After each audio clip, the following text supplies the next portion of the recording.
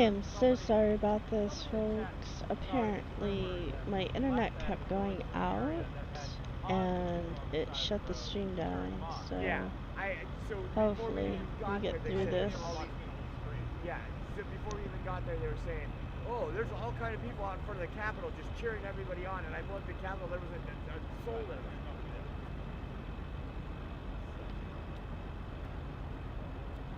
Nobody knew what was going on.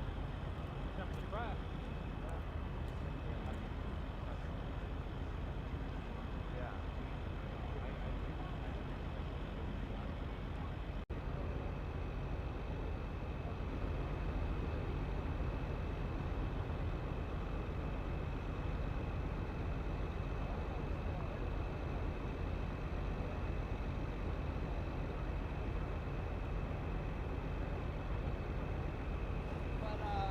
Yeah, I definitely. You said you follow.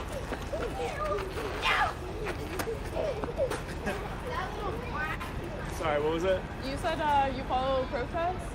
Yeah, so I've only been streaming for like the last 2 years. Okay. I started in Seattle and then made my way around. So I was in Seattle, the Occupy protest in Seattle. Remember that at all? The Chop Chaz. Either way.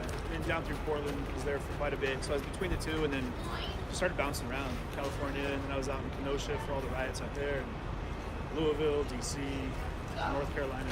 Just kind of been making the rounds. Yeah. So, yeah, I mean, it's just no one thing or the other, but I try to get as much culturally relevant things that are taking place. I don't want to be pigeonholed, but it's tough. Because people are like, why aren't you at this event? Well, I mean, yeah. I'm sorry, I have a life to live. You can be everywhere. And that's it, Plus, there's some things that I'm like, I don't really want to be there, Like, do you stay like unbiased on? Totally. I mean, this one I get behind, like, because we're talking about human rights. Yeah. Those are things that ever since I started covering anything, I was really an advocate for. Like, when I first started off, I was more or less like I spent all my time with like the BLM protests, and like I was always following their marches and their protests. And then that changed. That really pivoted. And it stopped being, and I've said it a lot in my streams, but it stopped being as inclusive and educational, and became more about intimidation and very exclusive. Like, you can't record, you can record. This is when you can record, this is when you can't record. I was like, well, no, that's not. Yeah. It defeats the purpose of what we're trying to do here. What I'm trying to do is give unedited, unfiltered, like, real life accountings of what's going on. Yeah, exactly. To defeat what mainstream media has been doing. And so when they started doing that, I was like, you're creating a situation where it's a narrated filter, and I don't want to be a part of that. So it got tough. It got really tough. And then things got violent, too. They started turning on streamers and anyone with a camera. Oh, yeah, you were absolutely targeted. Really? If you... Oh, to a point where, like, I was having to wear a vest when I would go out, like... Was it, like, counter-protesters, or...? It was the protesters themselves. Really? Didn't want to be filmed. They don't like cameras. And it was just this very, like, clandestine group of people that are, like, all secretive. Yeah. Which kind of blew my mind, because I was like, well, if you believe in what you're doing... Then you shouldn't be a secret. Yeah, wouldn't you want the world to see it? Yeah. And get as many people rallied behind it as possible, but that wasn't... I mean, that seems to make sense, right? Like, across the board, the ideology, that for whatever reason, been transferred out to all groups. The Patriot groups got a little cagey, They were kind of like, who are you? What are you doing here? Yeah. Exactly. Not with me so much, because I kind of like stapled myself out, but I've seen it with other people. Yeah. And then people that don't know who you are, they're still kind of like, well, who are you? What are you doing? Like, who are you with? Like, who's funding you? I hear that. That's the question I get. Who's funding you? I'm like, hopefully you are. I mean, a donation from you would be phenomenal, but handshake is cool too. So. Yeah, I know. You just ran by and punched me square in the butt crack. Just, pow! It's violent. Just a swinging shot on me, man. See these violent trucker protesters that Man, here punching people. I just got assaulted. Yeah, You say it. Exactly. They say it's a mostly peaceful protest until this guy gets involved. This is where you going, man? Where you going? Running into people. See, these guys are defenders. I try to enlist him to be security, like the Red Hood security. Yeah, oh yeah. And he's like, I'm not working, man. It's like, they're paying him. Come on. Yeah, man. You get all the food you can eat, all the candy down there you can possibly ingest. Get me. He's turning on me. Boy, I'm gonna let you eat. I'm gonna go grab some meat as well. Okay, yeah. You need to bounce around here a little bit? Yeah, I'll be here probably, what time? times. You got a streamer. I don't want you to start dropping. You actually pick them up. You're good. Yeah, they love you, man. Hey, you know, we got moments. Yeah. We got moments. Yeah. But yeah, I'll be around here. I'm gonna film the It's 8 o'clock or 8:30? It's 8 o'clock. 8 o'clock. I want to hear. Thanks for sticking there with that. It's 8, yeah, or 8:30. Or 8. Or 8:30. Maybe it's Correct. See, now you done screwed up the whole situation. Because I had me running backwards for 8:30. Oh, I like that. I gotta figure out where I'm camp too. Honestly, I think I'm trying to camp at Oh, yeah. Yeah, I think that's nothing more than a show truck at this point in time. The way he's got it built out, I don't know that stuff comes off in small loads. I think it's built as a That was when I was tribute. walking How by are my you? site. Someone saw it, the guy was trying to walk out all sly with it. I was like, well, hey man, where you going? He's like, oh, I'm so sorry. I thought it was a donation, and we just drove right, to Randy. Convoy. You sure did, We're just trying to didn't stay warm tonight, and I was like, I'm a dick.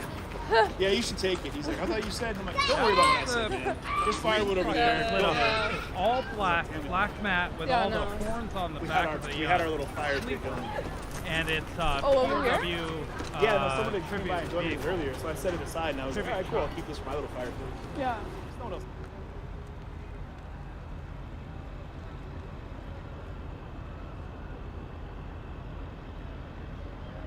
No, that was a pilot car, a pilot truck that you'd see, you know, moving a heavy load around or a wide load.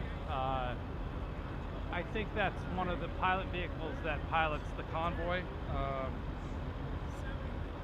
They've been swapping out. There is no police presence here whatsoever.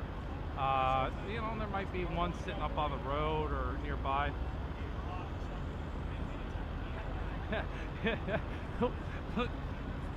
Please tell me that I did not say Ted when I asked him that question. I don't think I even said his name, but I did today a couple times call him Ted because you saw the way he showed up. He seems like a pretty normal, average dude. Obviously very intelligent, but he's another human being, and I don't think Ted's that much older than I am. He doesn't feel that much older than I am, but he was just one of the guys out here, and a human being, and somebody who clearly loves their freedom. And I don't know, I liked what he had to say. I liked what he did today. I liked that he came out here. You know,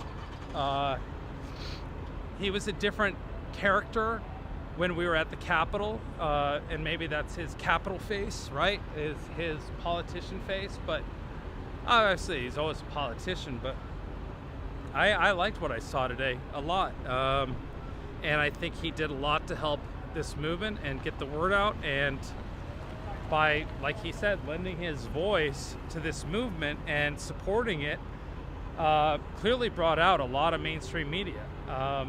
Hopefully you guys are kind of paying attention and seeing what they're saying and how it gets covered. You know, we're so busy with what we're doing. We almost need one person who's just doing news and whatnot, gathering and kind of checking in on that. But I'm curious to see how it happens and what I see maybe when I get back to the hotel tonight and turn on the TV for a few minutes. You know, we've been doing so much every day that I kind of get back to the hotel, and finally when I'm in the room, I'm like, all I want to do is go to sleep and wake up the next morning excited for what the day has to bring. So Ted Cruz is 51 years old. I just turned 50 this year, so I knew I wasn't that far off. It's like, you know, of course I have respect for him as a politician, but he feels like Ted, you know? He feels like that guy, especially with the beard. You know, I feel like we really relate. He's got a little work to catch up to me, but, you know, I felt compelled to make sure that he knew the live stream, especially because in there, he acknowledged the fact that I was live streaming, and that the truckers said, you know, we want this person live streaming so that, you know, the rest of the convoy could see what was going on. And I felt honored to be able to, you know, have that as what I'm doing. And they've obviously seen me out and about, and they didn't choose me to be out there. I worked to get in there on my own, and you know, but I thought that was just an important moment to go, hey, you know, what was said and what happened, the censors shut us down. So I don't know. For me, it wasn't about WYSIWYG TV. It was just about the fact that they censored the information of him and the truckers. So that's why I had to make sure he knew that and threw it out there. But what a neat day. And look, see here, they just turned the lights on. So it's like somebody, oh, could you guys even see me? I realized I was zoomed in. I don't know if I even had my head cut off or what, but yeah, see, now they got the lights on back there. So they turned the lights on over here. So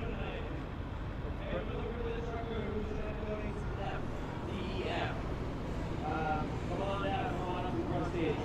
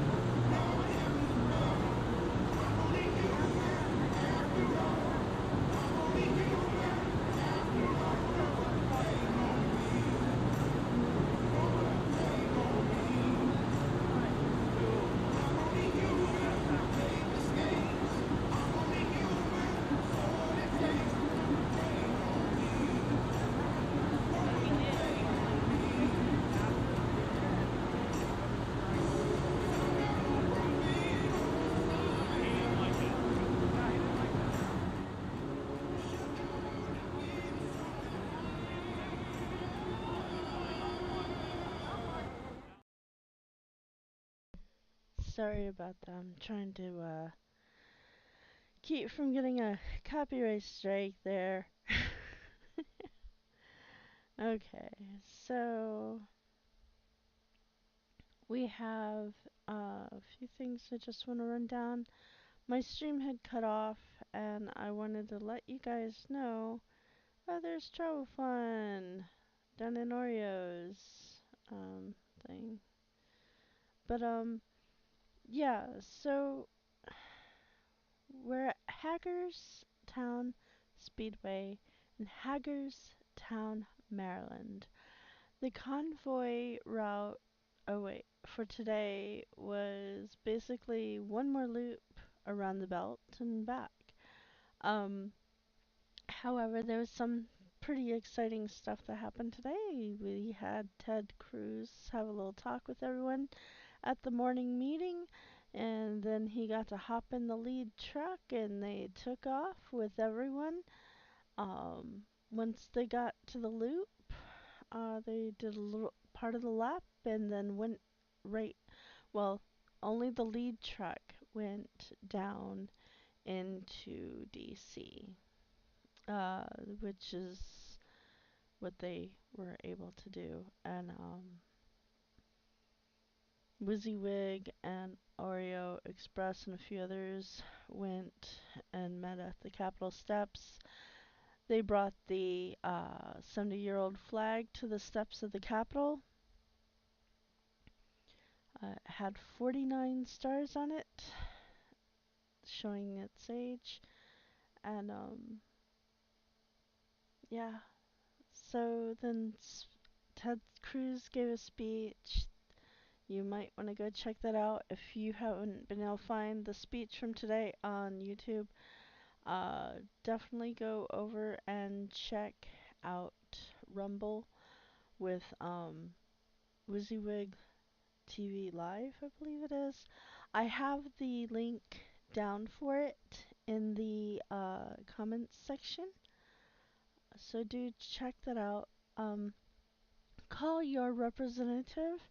The numbers to do so are on the right side of your screen. Uh, Tell them you want them to get involved. They need people from both sides of the aisle. This isn't just a single side of the aisle thing. There's Democrats, there's independents, there's libertarians, there's Republicans, there's all sorts of people at this thing.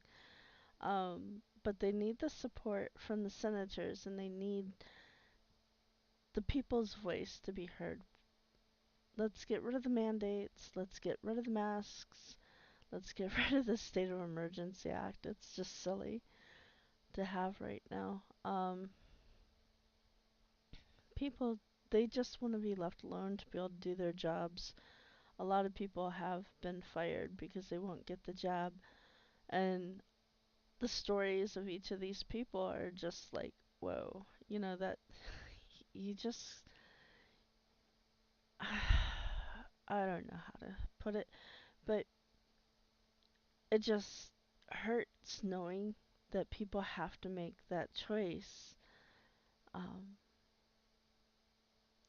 I don't think they should have to. I think they should be able to have the choice to be like, yes, I'll get a vax, or no, I won't get a vax because it's, you know, against my belief system, or, you know, it's bad for my health, or, you know, one thing or another.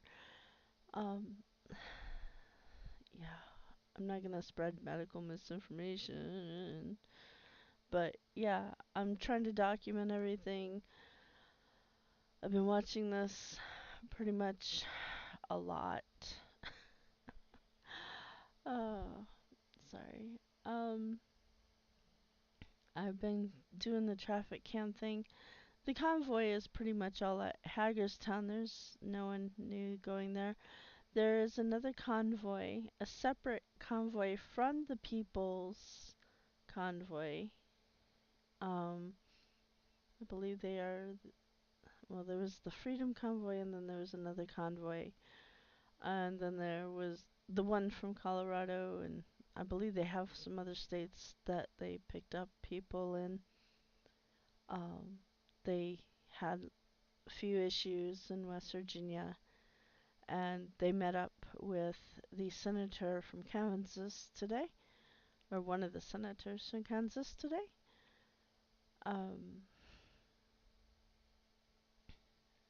That was in one of the past streams before I lost the internet. So I've got to go back and fix a few things on manage my streams. But yeah, they're about to have their 8 o'clock meeting. Oh, crimes. Why is he putting that up there?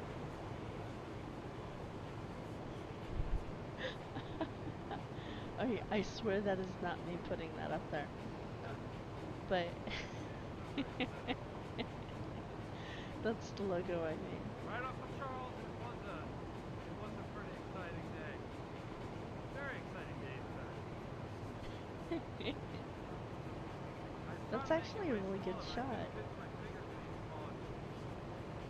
Anyway.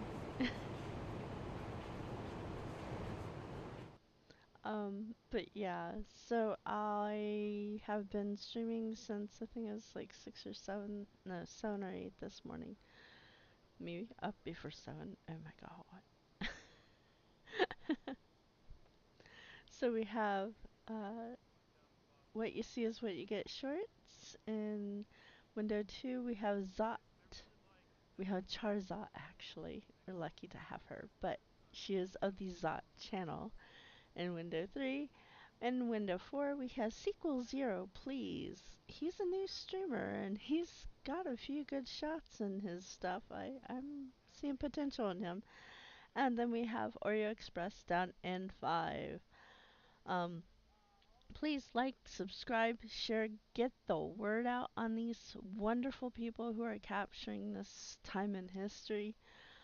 There's so much going on and so much information as well as so much misinformation. Please, show people this truth because the MSM isn't showing the proper truth. And of course, as usual, they are twisting that narrative. Um, and your eyes do not deceive, like that. So yeah, I am not accepting any donations for doing this. I'm doing this because I believe in this movement that they want to do. I have I've seen a lot of this stuff affecting people really badly, um, with depression, especially paranoia. Like, oh my god, I can't leave the house. Uh, that kind of thing. If I leave the house, I'm gonna get it and I'm gonna die. Yeah, no, no. It doesn't work that quickly or easily. Ooh, that's an interesting little flag there. I like that. Um, but yeah, please, if you want to donate anything, go to https colon backslash thepeoplesconvoy.org. That internet addy thing. And I like to also give a big shout out to our neighbors to the north. Thank you, Canada, for getting the ball rolling again. Sometimes people just need that kick in the butt or motivation to get the word out. And trying to get this show on the road so we can get past all this. It's just been nasty. We'd like to thank all the Overpass Patriots. That I will say, Overpass Patriots. I believe that Oreo is going to have a shop with some of his merch in it. I don't know. I haven't really heard much about it, but I did design a logo for him as well. Normally I'm an art channel, and so I believe in it, so I donated some work to people that needed a logo or a watermark or anything. Um, this is my weird stuff channel normally. But yeah, it just really bugs me, all the stuff that's been going on for the past zillion years. It feels like I don't remember a time when I just didn't feel like overwhelmed by everything going on. Um, I guess. Ooh, wow, number 4 has a pretty wicked shot on that. 4 and 2. Oh, nice shots. So, anyway, I'm glad that people are starting to see what is happening. Go to those overpasses that are up in Nova if you can get on them to give a shout out to the trucks. They really do deserve a big hand of applause for standing up. But this convoy isn't just trucks. There are campers, there are SUVs, there are cars, there are, you know, motorcycles. Um, the only wheels I have right now are roller skates, so I know I keep saying that. I do have a bike, but the bike is a pedal bike. Even at that, I don't think I'd make it up to well, maybe. I don't know the bike route to DC from where I'm at, so I don't think there really is one. Um, my luck, I'd get ran over. Or a cop would probably tell me, get off the road.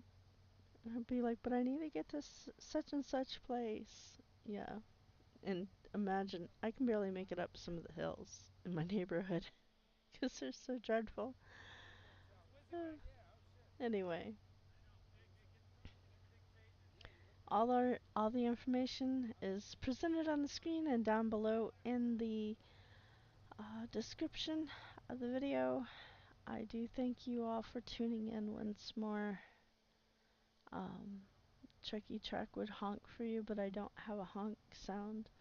I should have a little recording of a honk honk. Actually, oh, I think I might do that. I should do that. I should get a honk honk sound. What do you think?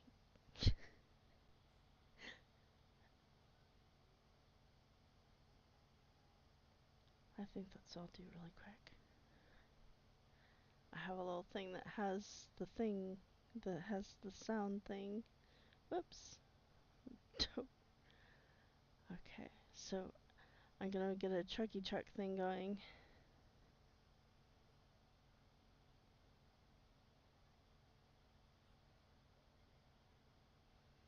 I think they should start reaching out to some of the Democrats personally.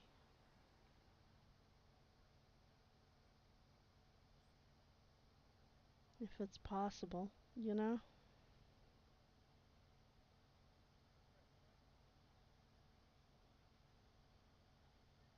Hold on.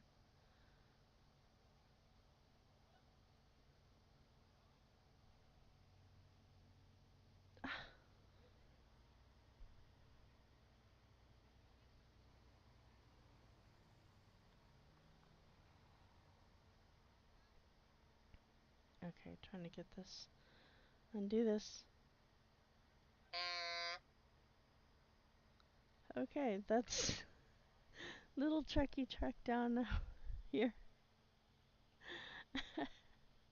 That is pathetic. Maybe Trucky Truck will get a real horn soon. Anyway, he's gonna go on his little loop for the day and he's gonna come back to Hagerstown. And then he's gonna go down. He's gonna do this every day. Every day, people. Every day. Until something happens. Because you know what? Talk's cheap. And, you know, if you want your freedom back, you gotta make sure there's change happening. And, you know, it could be worse. Cities could be, you know, like in 2020, and we don't want that.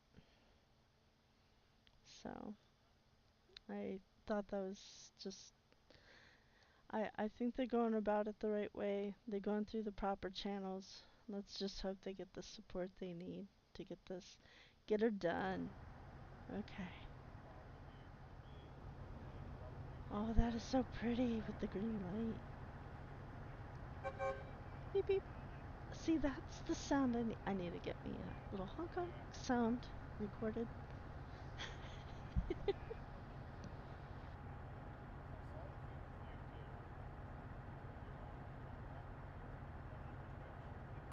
On a morning basis. Yep. What happens here every afternoon as the convoy comes back into this spot? First responder in the building's on the building. Thanks, guys. You guys, we got everybody here. Yep. Yeah, that's cool. She came down here, so now we're the only two Canadian streamers down here, of course. Represent. Yeah. That's right, guys. We got a little bit of a streamception.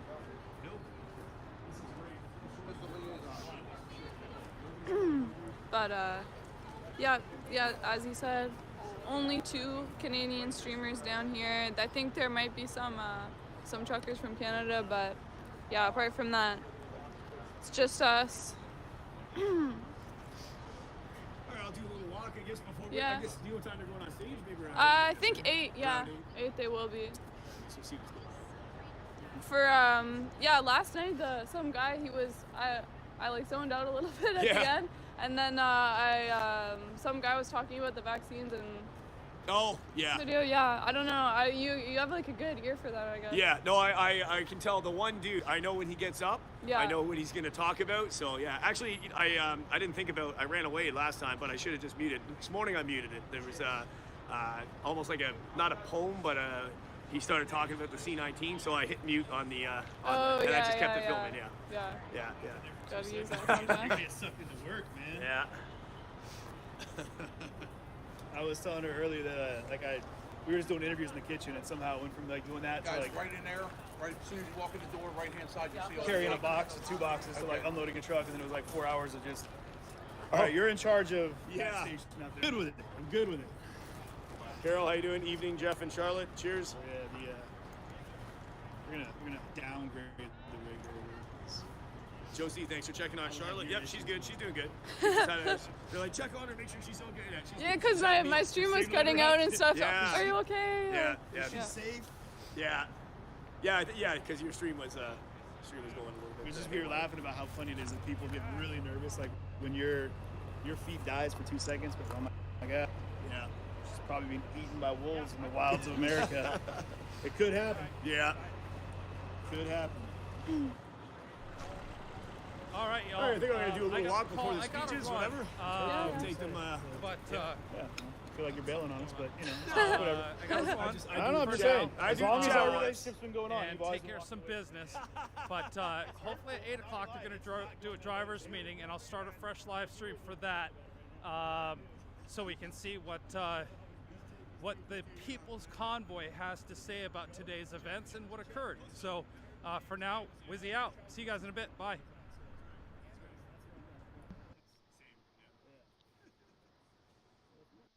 Bye, Wizzy. Go get some dinner.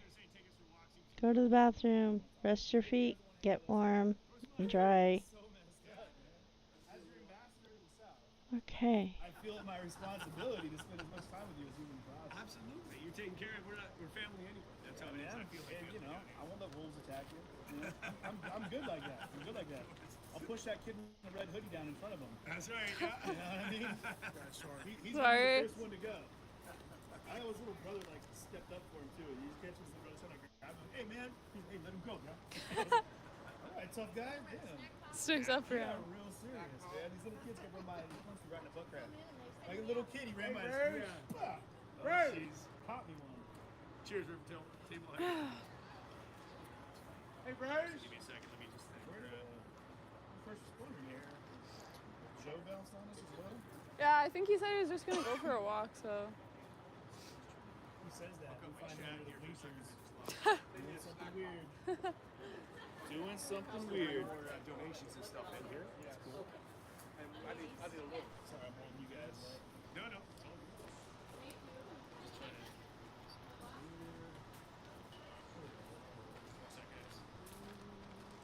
Table cheers. Yeah, for 2 months, absolutely.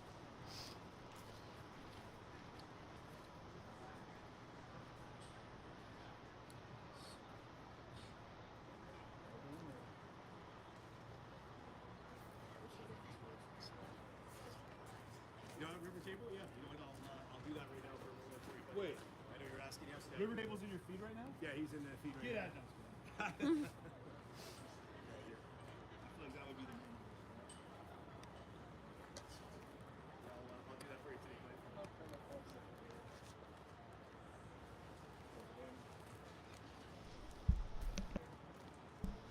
It looks as though they are waiting for the 8 o'clock meeting.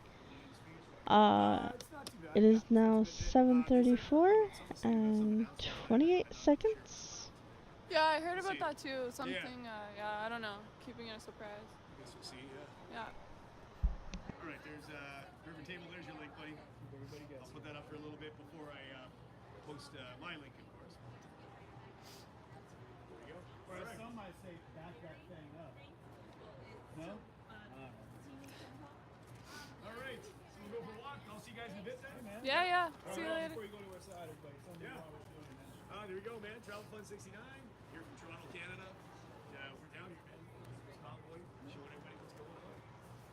Appreciate it, guys. Yeah, man. Showing it yours too, man. CJTV, out of Seattle, Washington. Doing the same, man. Swish, boom, boom. Yeah, that's right, guys. Appreciate it, brother. All right, man. Sub them up, man. And we'll talk to you a little bit. Yeah, likewise. You guys good, man. Big ups. All right, so I'll see you in a bit. Yeah, take care. All right, now we do use as well here. Tell them who you are, what's going on. I'm Zot. I stream the Ottawa Convoy, and I'm coming down down here. It's gonna be coverage, 24-hour streams, some 12-hour streams. So yeah, definitely. You're running the hardcore. Oh yeah, no, I run this like an army. Jeez. Yeah, I run this. But okay. yeah, gonna be doing the long haul streams, the late night hours. So yeah, definitely stay tuned for that. So Zot on YouTube. There you go. Okay, you're And on then, YouTube. yeah. Okay. And yeah, what's your channel? I know some people were asking. Yeah, CJTV, CJTV Media, out of Seattle, and yeah, about the same. I'll be camping here tonight, so if you guys want to see dumb choices from a dumber guy, I'm your dude. So, but tune in. Yeah, for sure. Definitely show him some love. He's gonna be chilling in a tent tonight, so show him some love, guys. Yeah, there we go. Good looking. Good looking. How was the food? Was it good? Yeah, it was actually really good. I don't know. They might be. The kitchen folks would be pissed if they heard of it. This one was actually from over there. I think it was it was called like Chinese for Trump or something. Yeah. So yeah, it's some really good, some cashew chicken. So I don't know if they're out of it. It seemed like it was pretty popular. So you got it over here. Yeah, you just go down to the end and then. Yeah, it's the Chinese food free for truckers. That one. Yeah, that one. That's what's up. Yeah. That's what's up. Those people were super jovial too. Did you get a chance to talk to them much? Yeah, they were really nice. Super friendly, yeah. Yeah, I got them on the stream, so I don't know. Did you get a chance to try it? No, not yet. Jason, Jason Shabat says please give Sharzad advice on staying in hotels and I don't know what else, but yeah, don't open the door to strangers. Also, don't sleep on the comforter. Oh no, yeah, that thing I think goes there's common sense, goes guys, on the ground. like rings true. I think hotels are pretty universal, right? Yeah, definitely. Need says hello. So yeah, I got a lot of folks are jumping in here from your feeds. Oh yeah. Okay. Well, yeah, guys. Shout out to CJ and What's up? yeah. And stay all you tuned. guys that are coming in on YouTube, make sure to say what's up. You're coming over from CJTV. Yeah, for sure. Yeah. So I'm gonna go take a walk like him. I'm kind of getting Yeah, I'll cold catch up just with you standing in before one the speech, place. yeah? But yeah, All right, I'll see you cool. later. Good talking to you. Take care.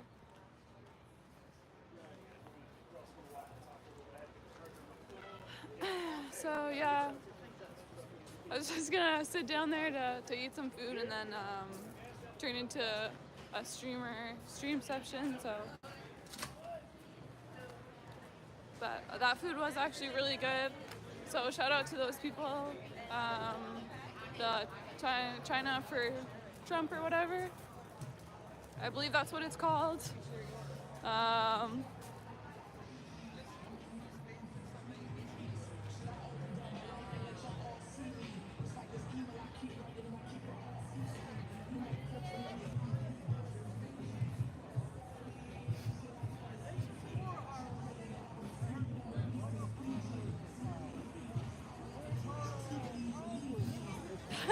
Still got some people talking about Elmo in the chat. That's really funny, guys. Yeah, if you don't know, I'm actually gonna. Oh my gosh.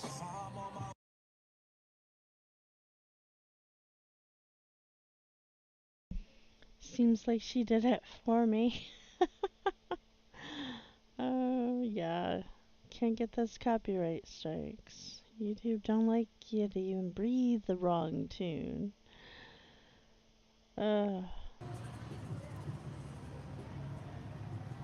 Thank you, Charizard. Yeah, like Jeff mentioned, the issue of service apparently is because if you don't have an American address connected to your phone, so like a billing address in Canada connected to you, then you get like the second-rate service to the Americans. So that could be why my signal keeps cutting out. So unfortunately, not much I can do. Sorry, guys. Not much I can do about that. But yeah, if my stream's lagging a little bit, then definitely let me know. Yeah, so the address thing is it's kind of tricky because you need to actually use an address that you can be billed to. So not just like, it can't be like a family member or a friend. It has to actually be yours. I guess my other option would be to get a PO box here, but I don't know if I'm gonna be doing that.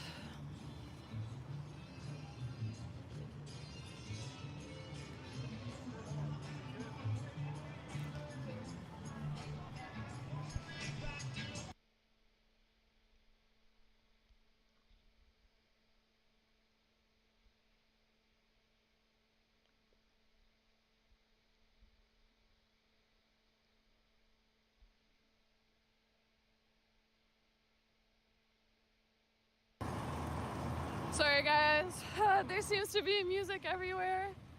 So yeah, I'm gonna, sorry, when I do mute it, that's why.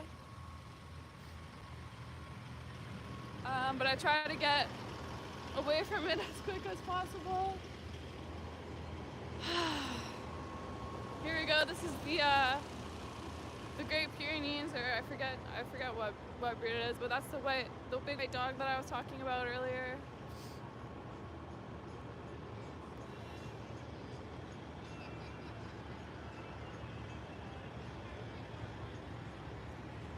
So yeah, I don't know who it was that mentioned it. I don't know if it was Zot, or Zot. I don't know if it was Travel Fun or CJ, but there is going to be a big announcement tonight, apparently, according to Brian. That's what he said in the speech last night. So yeah, we are gonna see about that. Hopefully it's something exciting, guys.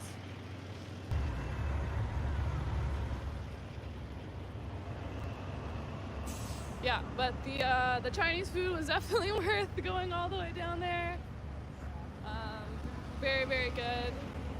I seem to never really lose service over here. I think this is like a good spot. Just a safe spot to stay if I don't want things to be patchy.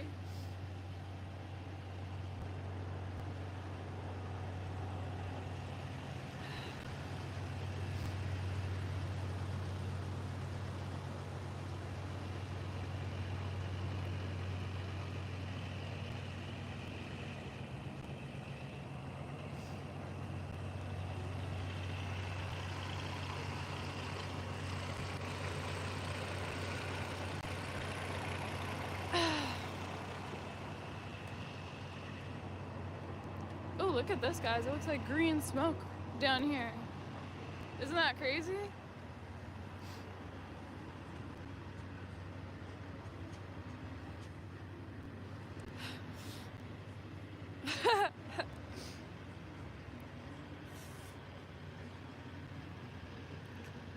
Yeah, so for those of you who weren't in this stream last night, as you can see, it gets really dark around here at night. I can't even see my shoes really. I mean, you can, but can't see much. But you definitely can see all of the trucks being lit up over here. It is quite a sight to see with all the different colors and stuff, so it is pretty cool.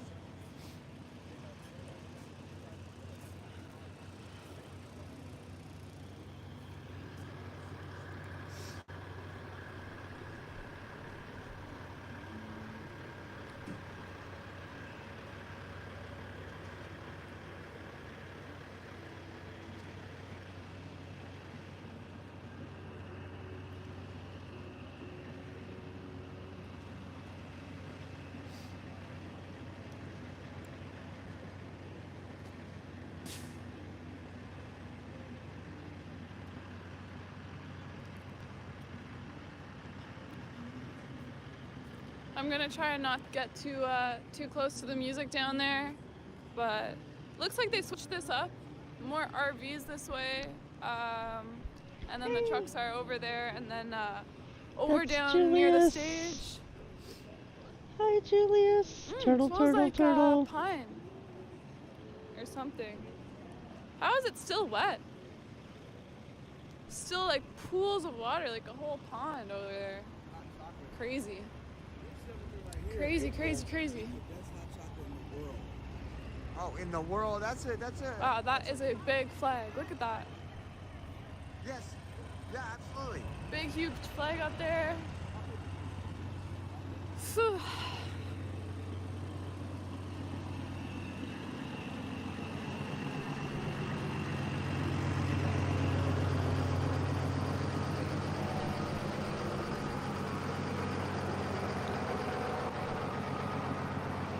The Mini Cooper from the other night. I think these cars are so cute.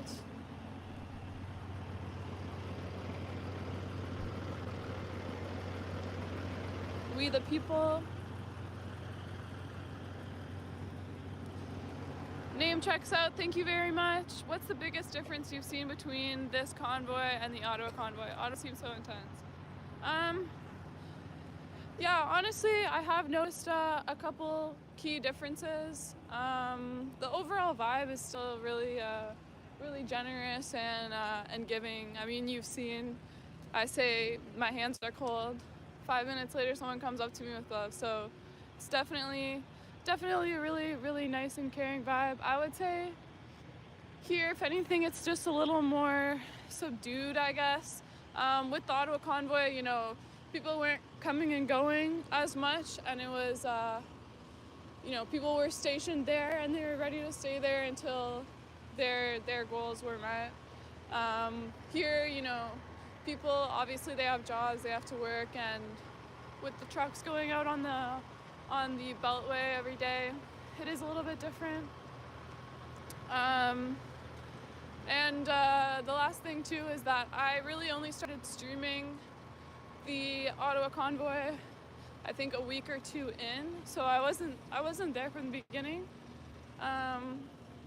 Where here I was here, you know, since a couple of days from when they got there, so you know it might get to that point.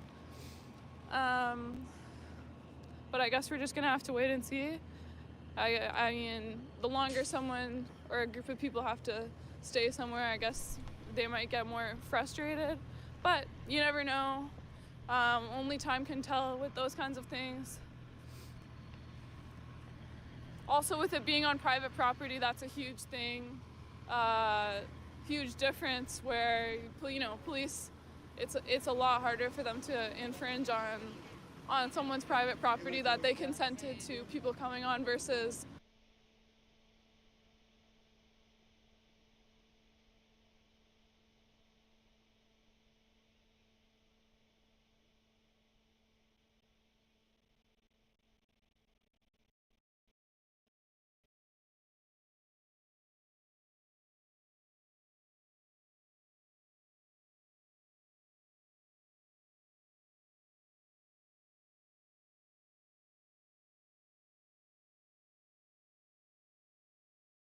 experience.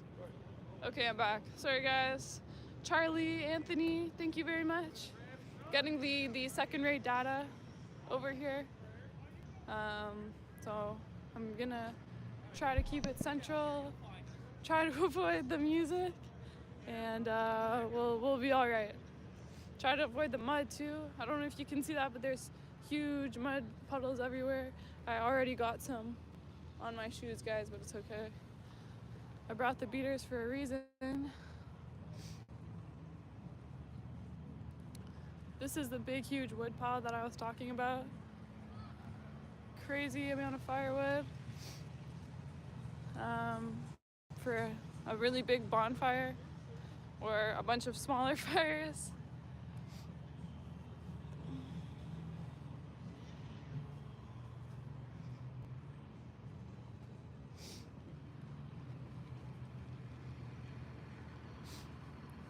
Let me just read the chat here.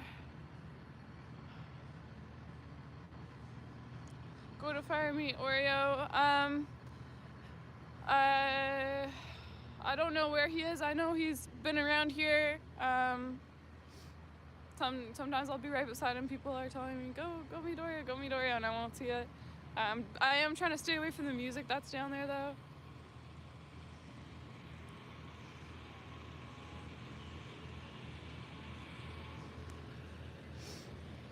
Yeah, it is sad that I have to avoid the music.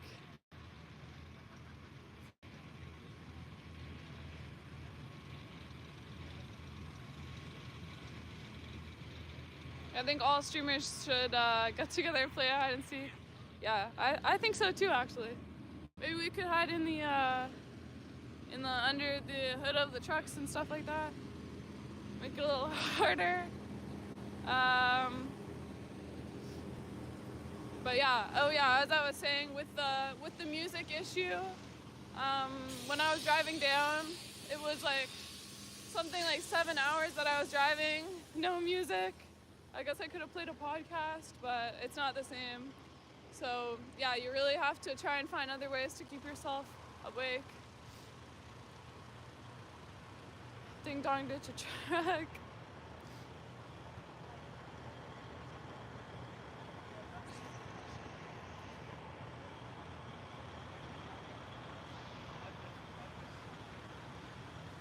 Yeah, no music is really hard when you're driving, especially when you're tired.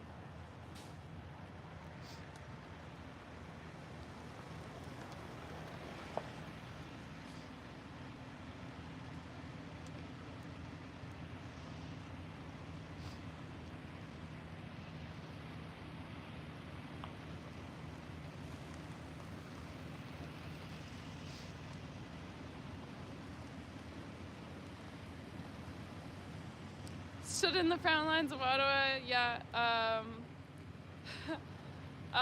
Uncle Deuce, you're right. Yeah, I was in the front lines. I really tried to capture everything for you guys. That's a big thing too. When people ask me why I came down here, it's, you know, you stand there and you show everyone everything that's going down, and you kind of just have a purpose to do it. I don't know if that's the right word, but you know, after that I kind of feel dedicated to come and show you guys what's happened here. I was also curious for myself, you know, to see how different it would be from Ottawa.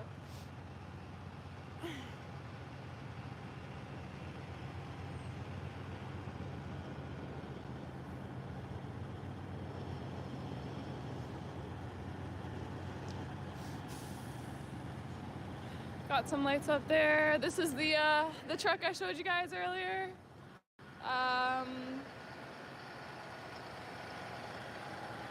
The driver's name, I'm blanking on it right now, but he was really nice. He showed me the whole truck. Yeah, everything, so much detail went into that. So very beautiful. Apparently it took 7 months to do it.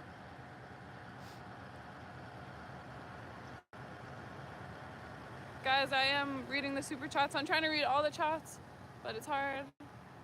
The green one is nice. Yeah. Like I was saying this earlier, but Canada doesn't have all these crazy like colors and paint jobs on all the trucks. Like if you look at it, it's like one blue one, one green one, one fluorescent, you know, yellow one, and yeah, it's definitely they do things big down in the States. Definitely.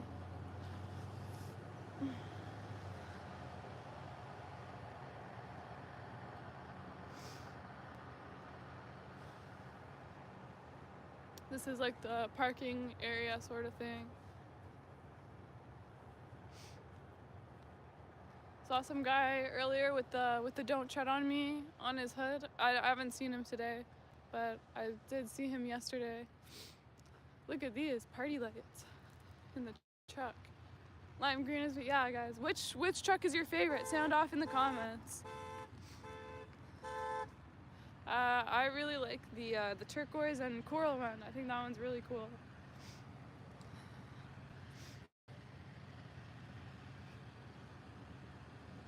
Light purple looks good. I like, yeah, that kind of lime green one is really cool too.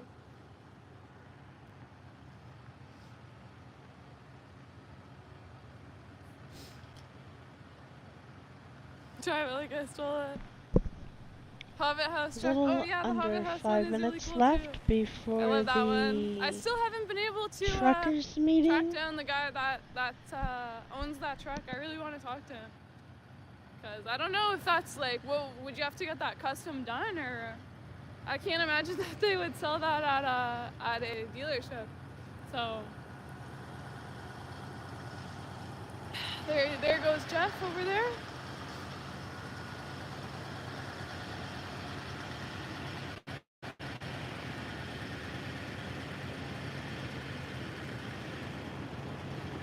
Yeah, this does look like a bit of a truck show, especially the way everything's parked.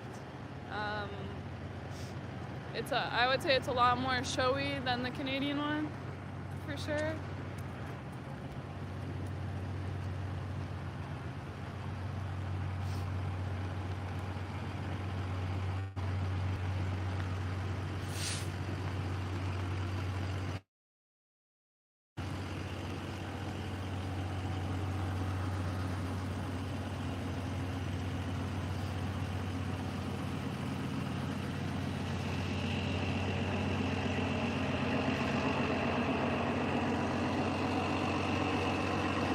Again, guys, look at that humongous flag.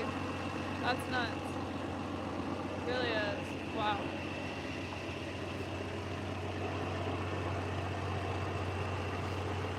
Get to the stage. Okay, yeah, I'm gonna start making my way on down there. Apparently well, I mean, it's 7:57, I think, so seems like it's about to start. So I'm gonna mosey my way on down over there. Smells really good, like fresh cut wood. Oh. Seems like it's still music going on. So I'm gonna stay down here for a minute. Let me just try and read some of these chats. 8 o'clock, yeah. 8 o'clock is the AM and the PM meeting.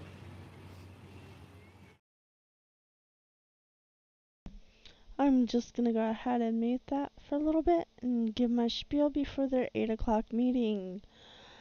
Thank you for tuning in to my YouTube channel, which is not normally politics.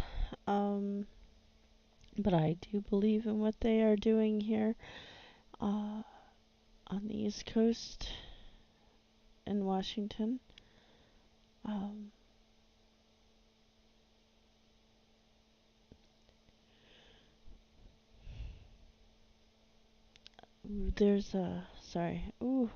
Okay.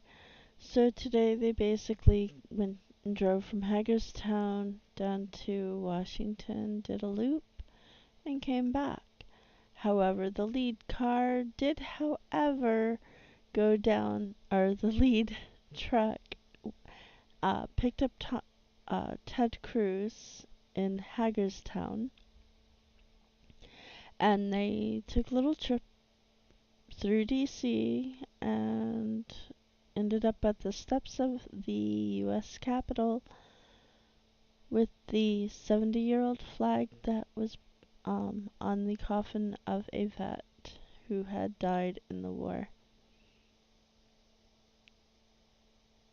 There was a second convoy that went and had they're not part of the People's Convoy, they're, I believe, the Freedom Convoy, or, wait, no, now I'm a little loopy tired right now. Freedom Convoy, all I know is that they're a convoy from Colorado, and I need to get the name of it again. I am so sorry, I'm really tired. I haven't been sleeping much. I've been passing out. Making sure that I bring you actual live feeds. Yeah, every feed you see is live, and if it's ended, it's ended. It's not. I'm not gonna play something that was.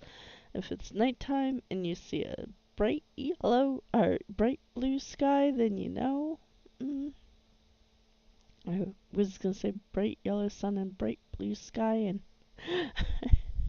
that's the artist in me trying to say something. But yeah, they are about to have their 8 o'clock truckers meeting in Hagerstown. I believe they're going to have a surprise today. I'm not sure what that will be. Again, Senator Ted Cruz got to got his own handle from Sassenach. It was Senator, or no, Ted Cruise Control, which is actually kind of funny. It's better than Tom Cruise Control. Sorry. I'm being loopy tired right now.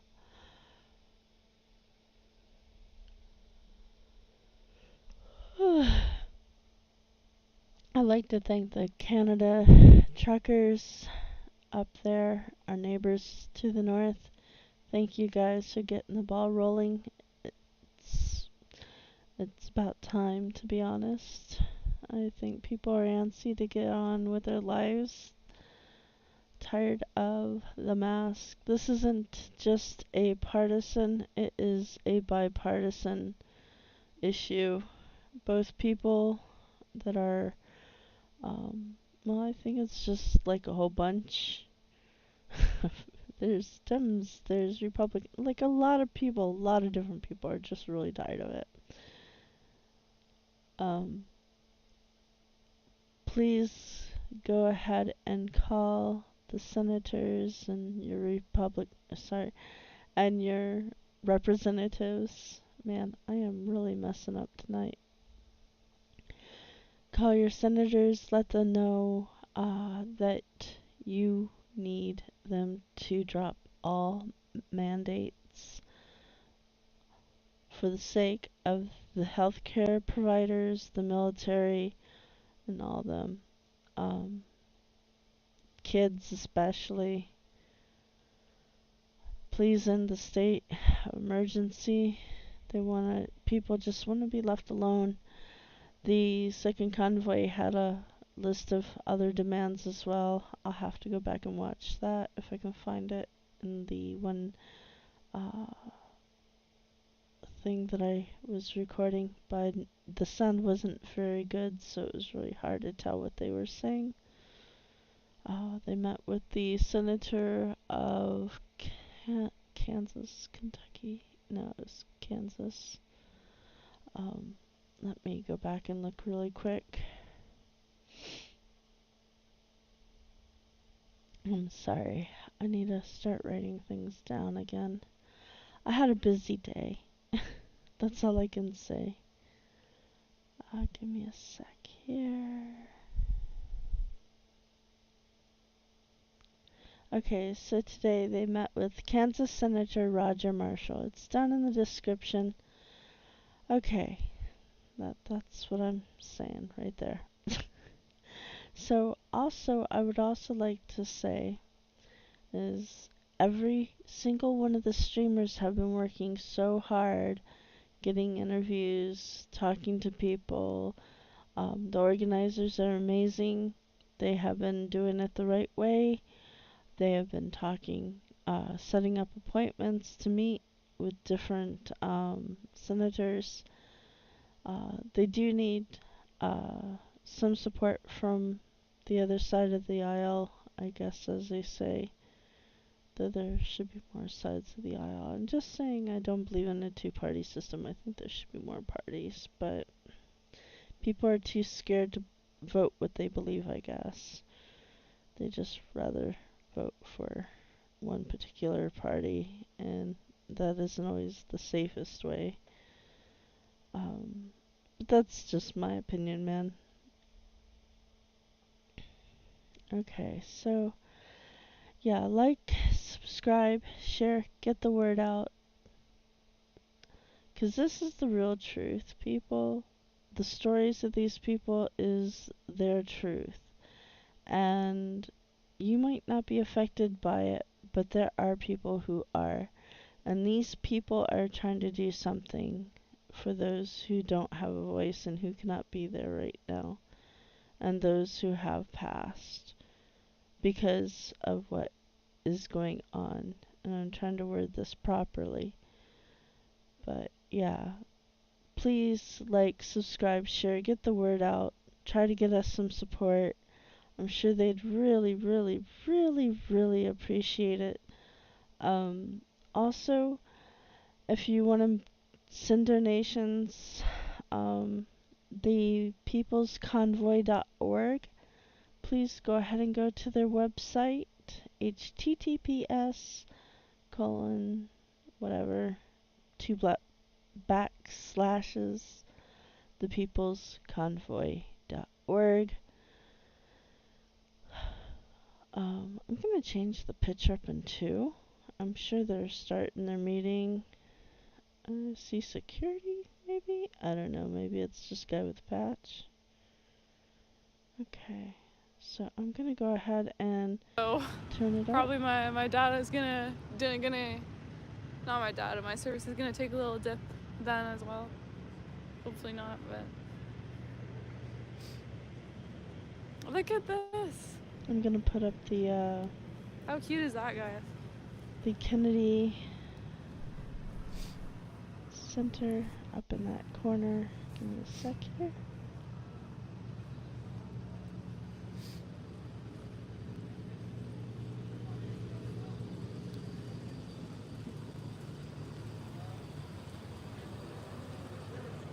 How cute is that? Has a little handkerchief and everything. Breaker 4532, Washington Tower, pull up 2, hold short of runway 19, next one arrival. Roger that. Got everything, like Trump bobbleheads. Okay. Very cool. Let's see if there's a rig's on.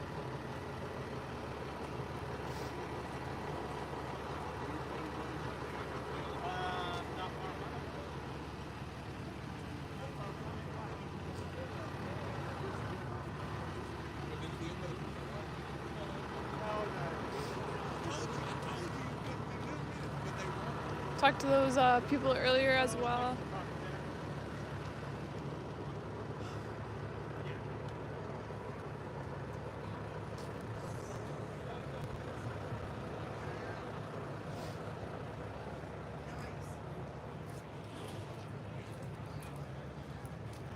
Oh, here he is. Smells like coffee, guys. Okay, awesome. I'm going to do this really quick.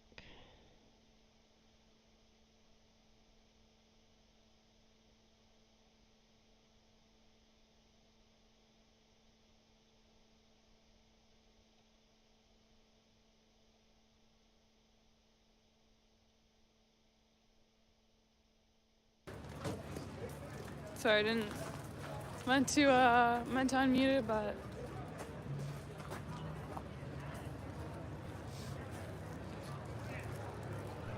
so this is the crowd as of right now. Seems like it's gonna probably start pretty soon. But yeah, once it starts, I'm just gonna head on down. I would go over there and talk to some people, but again, the music, I don't really want to risk it with that.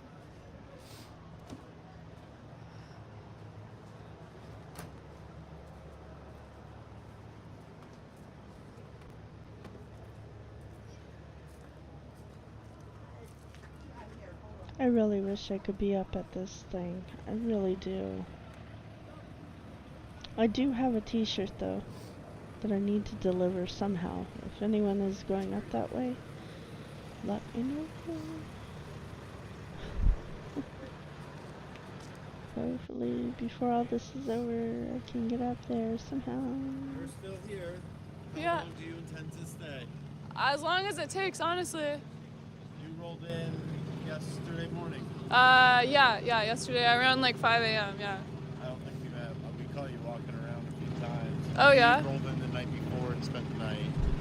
We were down in D.C. working and traveled back home to PA. Oh, yeah? Here, did you want to be on live? Some people don't want to be on camera, so. No, I'm alright. I just Okay. wanted to say hi. Okay. I'm Jason. That's my brother Jonathan. Good to meet you guys. As long as it takes, huh? Yeah, honestly, no like definite time. I'll just stay here. I don't know. Like same thing with Ottawa. Like I was just there until basically I couldn't stay anymore. So, how long do you think this thing is gonna last? I don't know. I've thought about it a little bit. Yeah. Like, some people I talk to are like, it's still going on. Yeah. You know, like they don't even know. No one seems to. I've talked to a bunch of people. They say, you know, they're prepared to stay for like a month. I haven't made the jump into like using social media or going live or. Yeah. I probably should, but. Everyone on their own time. Yeah, I don't know. I was up. I don't know if you watched the live streams when I was in Ottawa, but I had to. I don't know. I just felt that I had to share the truth. And we were at really the Capitol building January 6th. Oh yeah! Wow. What did you see there? Lots of people coming together. Yeah. And having like the tinfoil hat for 20 years of just delving into globalists and New World Order and history and I was a little leery of being there. Right. You know, false flag things happening, and you see things, but is it really a bunch of Chinese people like supporting a creator? Yeah. Heaven and hell kind of mindset, or is it not real? But super peaceful all morning, and then when we left like the park area and took the 20-minute walk to the Capitol building, it was like all the hairs on your body stood up, and it was really weird. Chaos. Really? Lots of chaos. What happened? There was already chaos going on when we got to the building, and we left halfway through Trump's speech before he even said, "Let's go march," you know, like, let your voice be heard. Yeah. There was like explosions and like gases being let loose. Wow. And then the crowd kind of overtook. Some people in the crowd were like instigating. They kind of overtook, they just overtook the whole scene. Yeah. I didn't even know about the Capitol breaching from all the way around. Like, we were only on the one side the entire time. Yeah. And aren't some of the people still in jail? Right? Who were there that day? That's, yeah. It's I don't mean really to messed smile. up. It's uncomfortable. Maybe it's easier for me to smile. Yeah, no, it's okay. Everybody deals with stuff differently. So. That's terrible. So were you kind of like scared? Not scared, but were you kind of like? I was scared. There was points I was scared. Yeah, there's people yelling at us like, "Go ahead, jump over the barricades!" Like, run over the fence. It's okay. And there's already a crowd in there. There's mobs coming down the streets. Lots of people didn't even like go on the lawn. But with explosions going off and watching people from the crowd by the building running back out towards the street that were like injured and bleeding. Really? Wow. I haven't experienced. I've driven through stuff like in Africa. I was in Togo and their country was in turmoil. Yeah. But I'm not that up close. Were you and I was never really that passionate about all this until Corona happened. And like that pause on life that was like, okay, you can't do anything, everybody has to obey. Yeah. So what do you think the end goal is for here?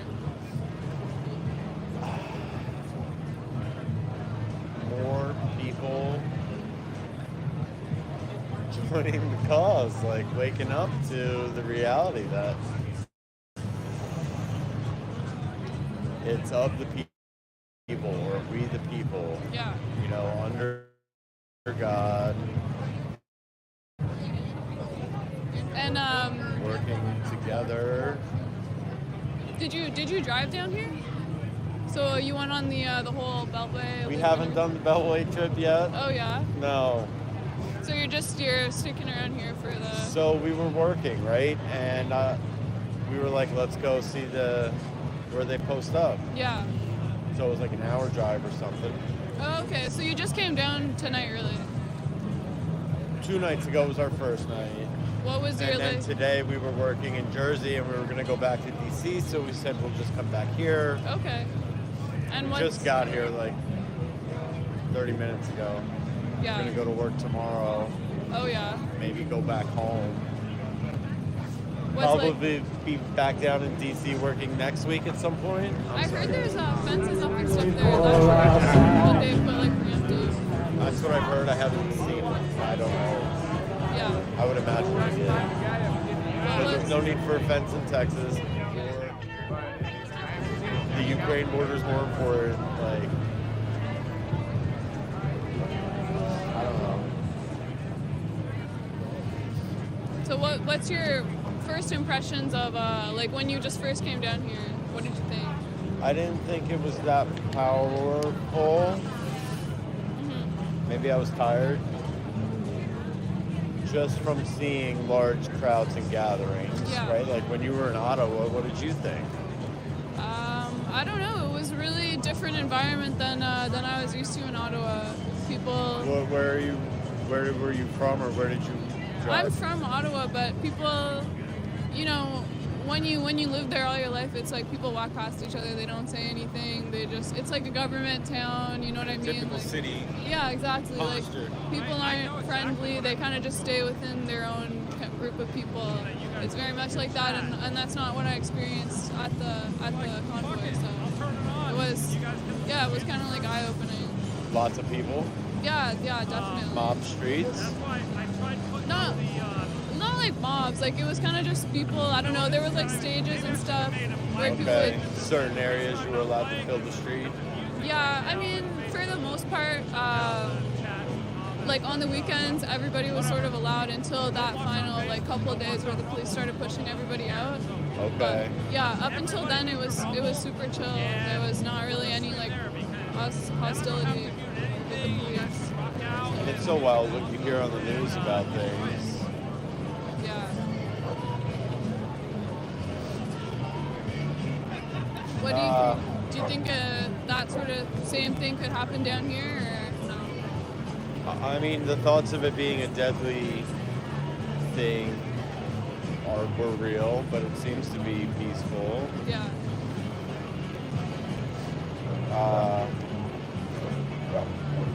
How's living in Ottawa? You get like 4 seasons? Hey, tell Zot I said hello. Hello, Zot. Hey Zot, if you're watching. For a season, yeah, I mean mainly winter, super long winter, and then a bit of a spring, a bit of a fall, super hot summer. Enjoy the winter? I hate it. Come on. No, I can't stand the cold. It's awful. I came down here, it was so nice. It was like 10 degrees today. It was like paradise. So yeah, it's good to get out of that cold.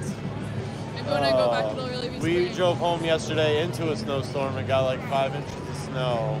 Oh really? And I was like, what happened to it being like this like all the time? Winter set in and it was just cold and Yeah, I know. miserable. When is this thing? Isn't this thing supposed to start at 8? You know? It doesn't seem to be very much consistency with what they say and what happens. Delay, kicking it off. Yeah, I guess we'll, Yeah, I don't know. we'll see. Well, I'm gonna do one more lap just around, and then I'll come back and see what started. Yeah, but yeah, it was good seeing Good you guys. chatting with you. Yeah, Thanks good to for meet you your time. guys. Take care.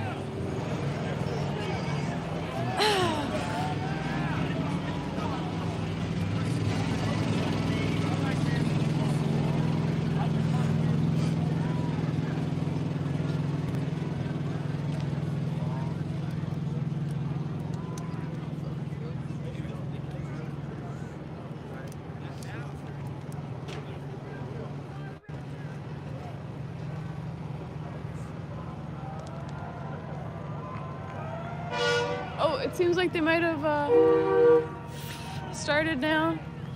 Hold on, guys. I'm gonna go down.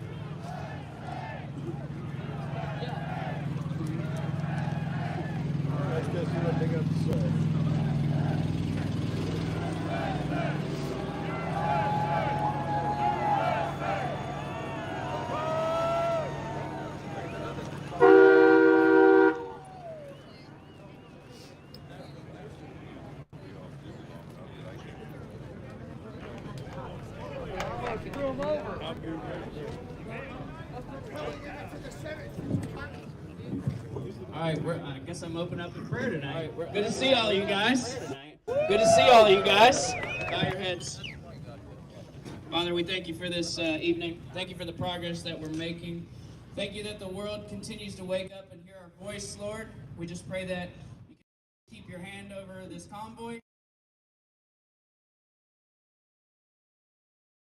And all the leadership around this country, Lord, we pray that they'll just listen to us, hear us out, and that we'll make some progress, quicker than it needs to be, than we are. So, thank you for all you're doing. In your name I pray. Amen. I'm going to let him stay up here a sec. This guy right here got a hold of me about 2 days after I got involved in helping organize the convoy. So one thing I haven't really done for him is let him really have the mic and talk about who he is, where he comes from. I don't endorse any candidate. But I'll tell you, if I was to ever do it, it'd be this young. So I'm going to let him have the mic for a little bit. It's your show. I'll give you like 5-10 minutes. Well, I appreciate that, and I'm not going to take 5 or 10 minutes because most politicians love to hear themselves talk, and I'm not one of them and don't want to even use the P word, but my name is Tyler Lee. I'm running for United States Congress.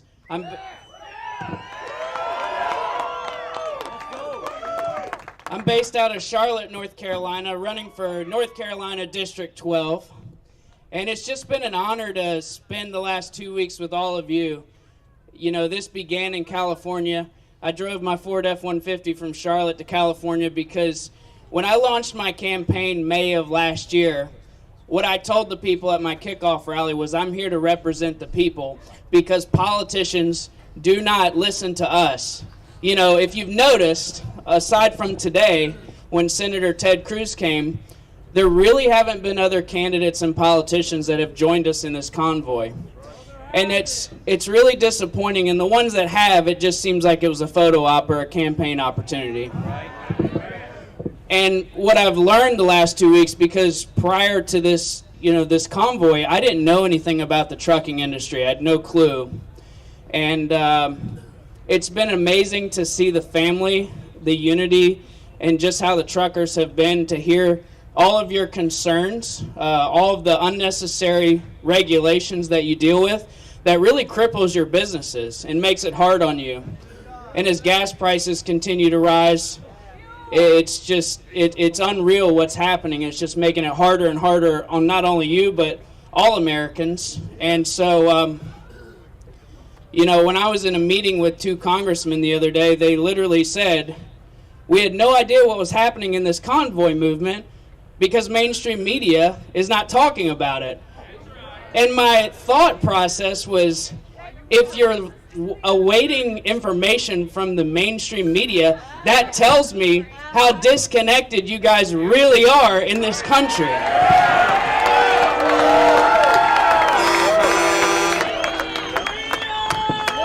Every politician, every candidate should be out here, but these experts in politics, I don't know, I guess they tell them to stay away for whatever reason, but they should be out here in the trenches with you guys so they can hear your concerns and then they can actually do something in D.C. But all they do is just legislate based on what their donors and PACs and special interests tell them, and that's why this country is in a mess. And that's why I felt like God was calling me out of the business world last year, because we need God-fearing people to step up that actually love their country, that love you guys, and don't care about the title, the money, all the accolades that come with this. I don't even want to go to D.C., but I know that's what God's calling me to do. I would much rather be in the business world right now than have to, get up and give speeches and all this, because it's uncomfortable doing it, but it comes with it.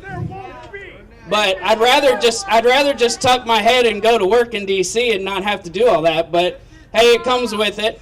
But so I appreciate you guys giving me the opportunity to talk tonight. But we need these corrupt, these career-long politicians gone. And the only way we do that is because of people like yourselves to show up and vote. You know, this summer we have primaries happening. Mine is on May 17th. So we really need you guys to show up in your states and do some research on the candidates. You know, look at their history, like Brian's been saying. Look at their family life. Look at their business dealings. See where they go to church. Just look at their private lives, because politicians and people can say anything to make you feel good, but you're known by your fruits. So make sure you do your research. And then we need you in the general election in November. You know, your voice matters. It clearly does. People have woken up and they're paying attention now. So just remember that. Remember that. We need you to show up, but do your research. But I just want you all to know I'm here to represent you. For those of you out of Charlotte or North Carolina, you know, I'm your voice. I'm here for you. And then the rest of you as well. You might not be able to vote for me, but what I do in D.C. will affect you. So if you know anyone in the North Carolina area, I just ask that, you know, you help get the word out. But I don't know. I'll hand the mic back over. My website is votetylerlee.com. I appreciate you guys. Would love, if I haven't met you yet, come say hi. So y'all have a good night.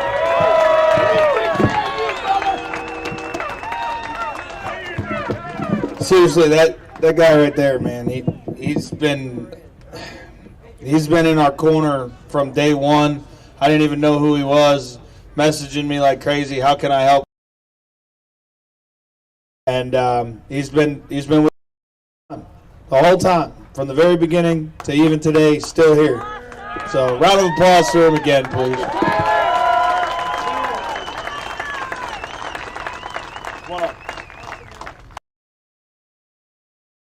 Wow, he's got a story to share. I'm gonna do the same thing. About 5 minutes. Got it? Yes, sir. Are you sure? Yes, sir.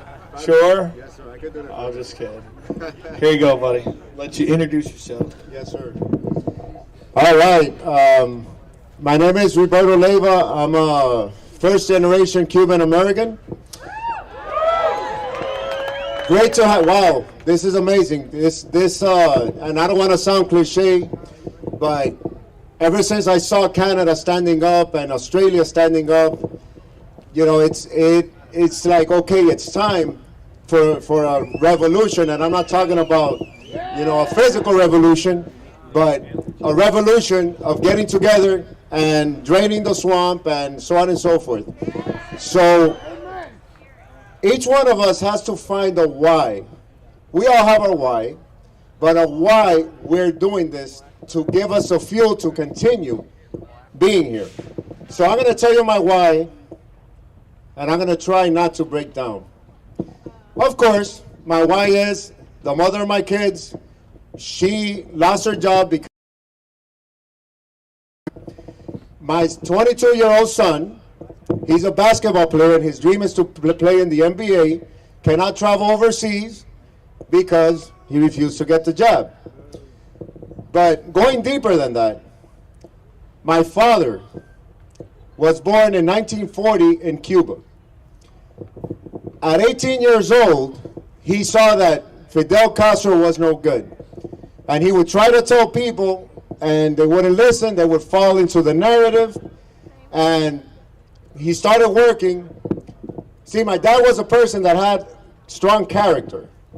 You know, I never saw my dad cry, but once when he saw a longtime friend that he hadn't seen for 30 years.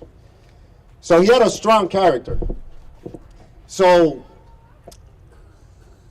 when he saw that, oh, by the way, he taught me integrity, and he taught me hard work and hard work ethics. So when he started working in Havana, carrying 300-pound bags of sugar to make a living, and he earned pretty good money. And here's my point.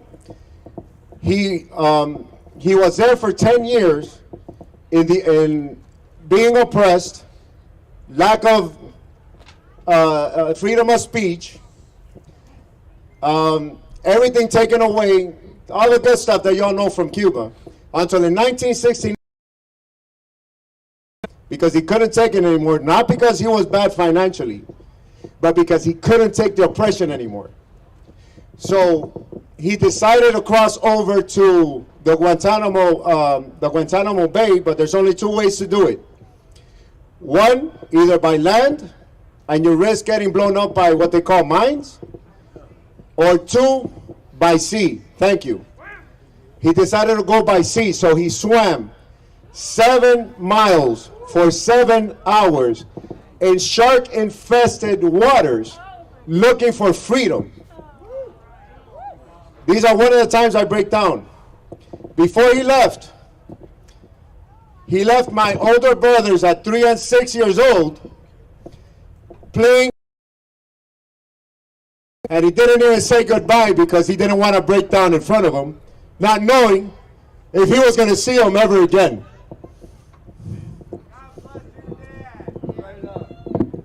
So he came here in 1969.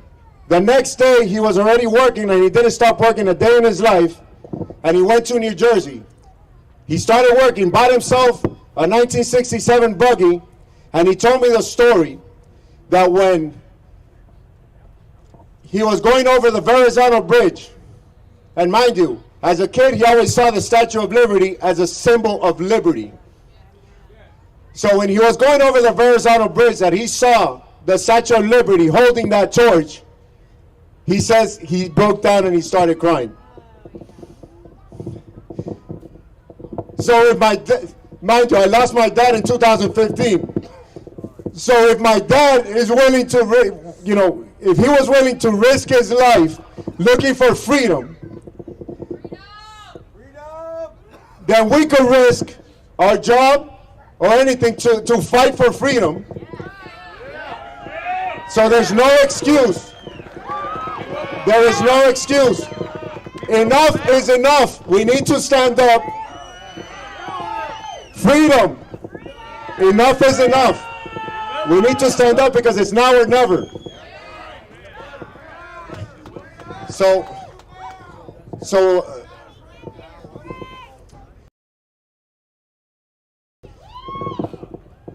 that's my story, and where are my Cuban people? There's only one person that I know that's here from Cuba. I understand it's been 63 years of oppression, of trying to protest and everything, and they always get bullied just like they did in Australia, just like they did in Canada. So enough is enough. It's time to stand up. So repeat after me, freedom in Spanish. Libertad. Libertad. Libertad. Libertad. Freedom. Thank you.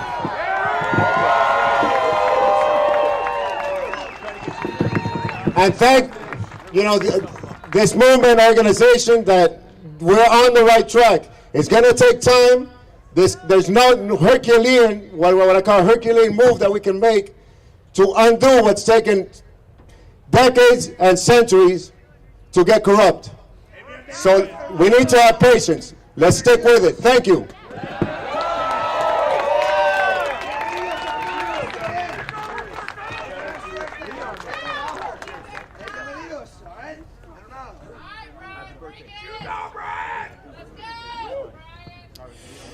Good evening.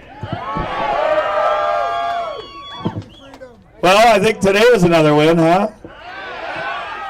How awesome was that a senator, not just any senator, but Senator Ted Cruz,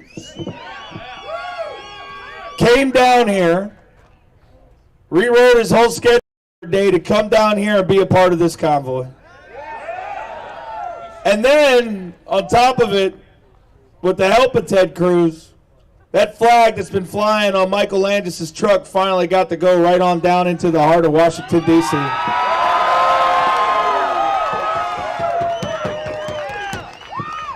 That in itself, just that flag being able to fly down through the streets of the nation's capital like the family requested, that is a win. Senator Cruz being here in person to see all of you this morning, that is a win. Ted Cruz climbing up in the truck and helping to lead this convoy out of here, that is a win. His public display in front of the National Mall and a press conference endorsing the People's Convoy, saying out loud, and then going on Sean Hannity this evening to say the same thing. That's a win. We are winning. Our voice is being heard. And with the help of legislators like Senator Ted Cruz, the government is starting to get the hint that they work for us.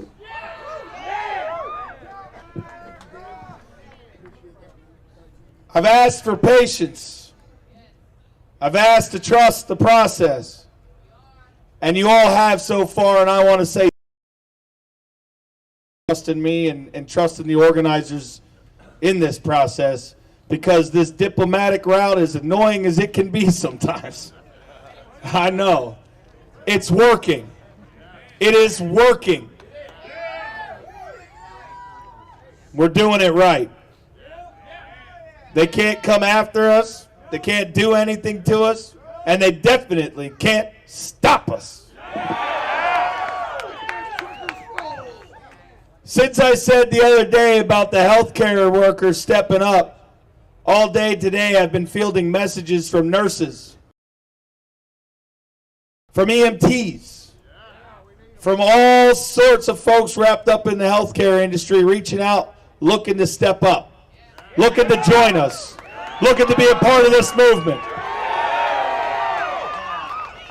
Since I said something, there has been flight attendants and pilots, not even associated with Freedom Flyers. This is on a separate level. These are people on their own, individuals that decided not to join an organization, but have now decided that it is also their time to stand up. I've been fielding messages either in person with some of you in the crowd that are part of the flight industry that's already here, or phone calls or messages, text messages from people that work in the airline industry. I want to make an announcement real quick. Delta Airlines, this is coming at you. Remember Kid Cowboy? Yeah. Yeah, so here's the thing. He came down here. He rode with us from Alto, California to this location here. And if you don't know the story of this young man, 5 years ago he lost his parents. He's 18 years old. He raised himself after that point, working as a ranch hand. He felt passionately about this issue that he decided he was going to stand up, but he was only going to go to the next stop. He made it all the way to Hagerstown. He joins us in the first set of meetings. Ron Johnson, Ted Cruz meeting. That meeting took place in the actual United States Capitol building. That boy went from Southern California to the Capitol building, hitching rides, by the way. He didn't have a vehicle here. He didn't have much money. But he believed passionate enough. He believed in God. He believed that he had a mission. And he saw his mission out, and that boy got to sit there, or should I say stand at one point, and put a report while also telling his personal story to two senators, making them understand just how passionate we are, how emotional this is, and how much this has affected us. Following that meeting, we got him an Uber. I got him an Uber to get to the airport because it was time for him to leave. He had to go. I hated seeing the kid go. I think we all cried saying goodbye to him. Gets on his first flight. He's wearing a hoodie that I understand some may not find appropriate. I get that. The first flight, the pilot takes a picture with him and loves him and knows who he is because he saw him in the Capitol. He was well received on that flight and supported by all the flight crew. He gets to JFK, gets on his Delta flight there. They tell him that he needs to either remove the sweatshirt or flip it inside out, and he calls me and asks me what to do. I tell him, listen, you got to just get home. Just flip that hoodie inside out, but tell your story. Just flip it inside out, get over there. 18-year-old kid. Get home, buddy. Let's just get home. All right? Get home. So he takes the hoodie off. Delta decides, the pilot, by the way, decides, nope, he can't fly on my plane. Delta Airlines kicked this young man off the plane and then put him on the Delta no-fly list. So Delta Airlines, I will never fly your airline again, and I hope every American in this country never gives you another dollar. Delta Airlines has betrayed the American people by doing so.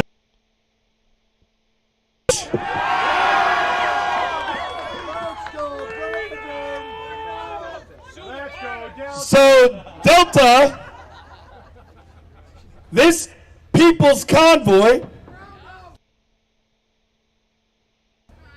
deserve and demand a public apology now.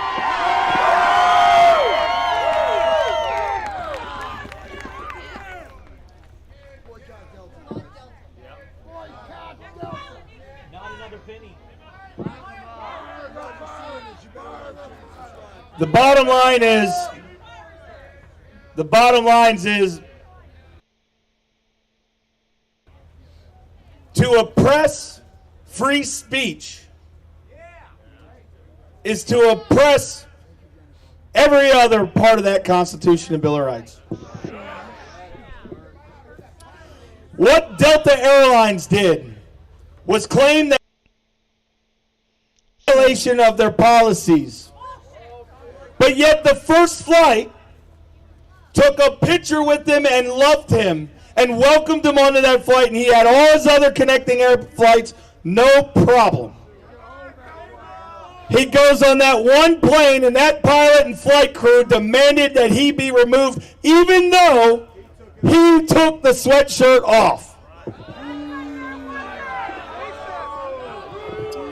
I'm going to leave it at that. I just hope that's enough to get it out, and I hope every single one of you tweets Delta and tells them what's going on and tells the American people never spend $1 at Delta Airlines ever again.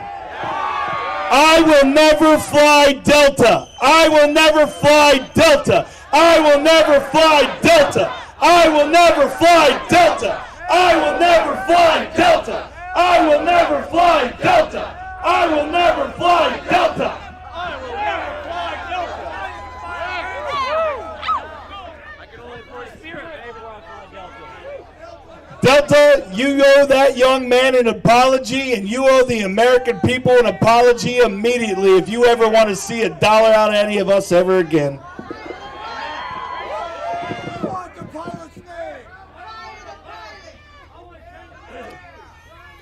Anyways, I just had to get that out, man. That's been weighing on me pretty heavy all day, and listen, the bottom line is the companies are entitled to their policies. I get it. But if you're going to enforce policies, you enforce it on every single flight all the way across. You don't get to pick and choose when it's convenient.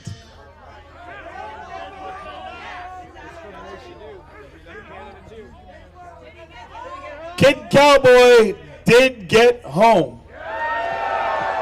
You want to know what airline? JetBlue. JetBlue got him home. I don't know if he wore a sweatshirt, but he got home. So let's talk about today a little bit, shall we? We had a convoy. It kicked off out of here with the lead truck with a little bit of showmanship, I guess you'd say. But it was nice of him to come down here and have some words in front of everybody, people he don't know, and I mean, let's face it, the majority of us here aren't his constituents, but it didn't bother him. It didn't matter to him. He still came down here and showed that he cares what the American people are saying. Now, he still needs to be held to the fire and make sure his voting record keeps up with that. That's a fact. Hold him accountable. But it was nice to see that he came out. It was nice to see him use his platform like he has to help further our message. Him being there caused a lot of mainstream media to be standing there for that press conference right in front of that Capitol building with the Mike Landis' truck and that flag in the background. There's got to be some things coming up here, and I hope that you all still bear with me. There's some more things to come. It's going to take a few days to work it out. In the meantime, we're going to convoy. We're going to have a convoy tomorrow. I'll release those details of that convoy tomorrow morning. Not tonight yet because I'm still working out a couple little details with it, see if we're going to change it up at all or not. But what I will say, what I will tell you, is that I need you guys to bear with me and trust that I have a plan, that the organizers have a plan. We have a plan, and we're not going to sit here having tailgate parties forever. At some point, we will pick up and move. I'm not going to release any of those details at this time, but just trust me, it'll be good.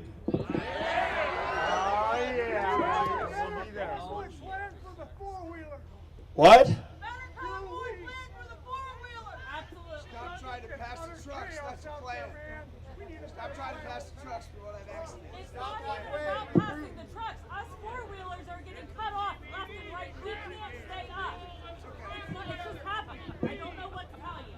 Day 16 or 17, something like that.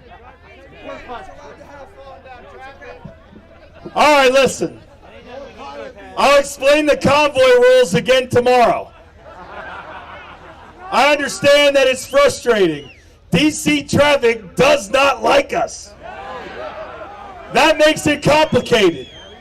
But we will work on that, and I'll get you a plan of the list of rules and how the process is going to work tomorrow. I will lay it out for you nice and pretty like.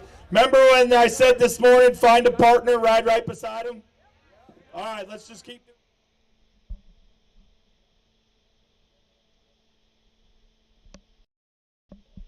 Okay, I'm going to tell you now, DC traffic doesn't like anyone, during rush hour especially. Big convoy, and you're talking about areas that just simply do not like us. But what we are doing, remember, if you got a bad actor, you got somebody acting dumb, you got somebody brake checking you being, whatever, pound 77 with the mile marker and report the vehicle. Pound 88 was on the website, but that ain't right. It's pound 77. Didn't answer? I will address it this evening with the people I need to talk to about it then. I will make sure that that is taken care of. And if they don't take care of it, then we'll just flood 911. So they can answer the phone tomorrow or enjoy 911 calls. How about that? So I suggest they answer the pound 77 going forward. Listen, you got to remember too, though, that it ain't law enforcement's fault. Okay? They are working hard. They are busting their butts to let us do what we're doing peacefully. They love us. I get phone calls from the different agencies. I talk to them. They're happy with the way things are going. They like it. They're standing with us. You know how many officers today I saw sticking their hand out the window giving thumbs up? Even if the department itself doesn't support us, the men and women behind the badge do. So remember that. He didn't get ticketed. He got a warning for going 15 miles an hour. Let's know the facts before we start yelling stuff out. He got a warning and told to speed up because somebody was interfering with the convoy, going ridiculously slow in the middle of it, causing a big gap. If that individual's in this convoy, I will find you tomorrow. We have a mission, and if you ain't with us, then it's time to pack your bags and get out. Everybody is welcomed in this convoy. I don't care if you're a Republican, a Democrat, an independent, a libertarian, a constitutionalist, or whatever 50 million different parties that they're out there. I don't care if you are far right, far left. Oh, I got to do it this way. I don't care if you're far right or far left. I don't care. But for this convoy, for this goal, we are in this together. Stop the division.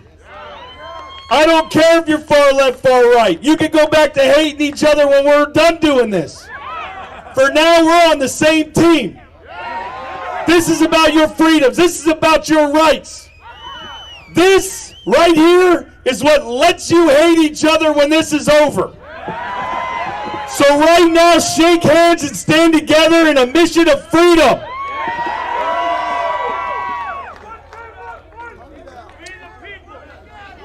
We the people and the people's convoy. I don't know. What about him? Tell me all about him.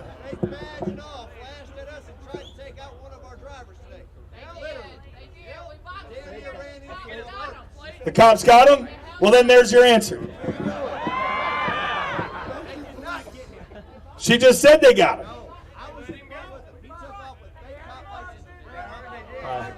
All right, anyways, listen. We already know there's bad actors out there. We already know people want to try to take it out. Feeding into it doesn't help, and it only increases it. It makes them realize that they're messing with you. They're getting to you. Stop letting them get to you. Stop letting them get to you. We are doing good. We are rocking and rolling here, and we're making a statement, and they cannot silence us. I'm going to let you all go this evening because, darn it, I need some sleep. Tomorrow morning, follow along on the website. I don't know what's going on with the text thing again. So follow along on the website for the morning meeting time. Don't forget they got breakfast over here every morning for you guys. And I got an update on the fuel receipt situation. Anybody that has fuel receipts related to the People's Convoy, meaning you got here during the People's Convoy, please bring your receipts over to Marcus at the bus. He is prepared and has some help to start getting that stuff knocked out. Right, Marcus? Well, I know he's prepared. He came up and told me to put it out. He's ready for you. Otherwise, I love you all. God bless you all.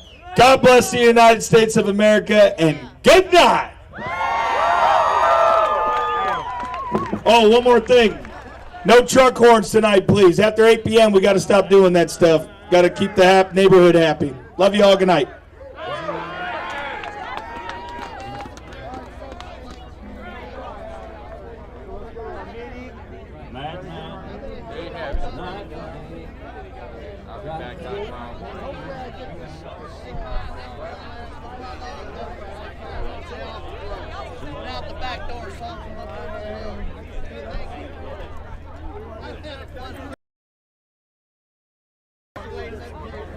Yeah, I've been. How's everybody doing tonight? My name is DJ Ricky Bobby. Shake and bake, baby. I got here on Sunday, and ever since I've been the People's MC. And we've had some truckers, we've had some people from the People's Convoy come up and give us some great performances. And we have one of those gentlemen here again with us tonight. His name is William Owens, and he's a poet. He's America's poet, but he's also the people's poet. And so without further ado, I'm going to turn it over to him, and he's going to bless us with some beautiful words. Stand right there, girls. We getting the whole family in? Yeah. Oh, sorry. How's everyone doing this evening? Let's give it up for Brian, our leader. Thanks for watching from Ohio. Yeah, let me see a poem for y'all tonight. Yeah, nice to meet you. Nice to meet you. Family, Thank y'all. you. I'm gonna try to get up here tomorrow a little earlier. This is going to be a heavy poem for those who want to hear it. It's not my day to keep track of him. I think it's Go ahead and play the track. Hey, thanks for all that shit. There's a lot happening in our minds and in our hearts. A lot of it has to do with Tuesday, yes. the curse. We struggle with a lot that happens in our lives.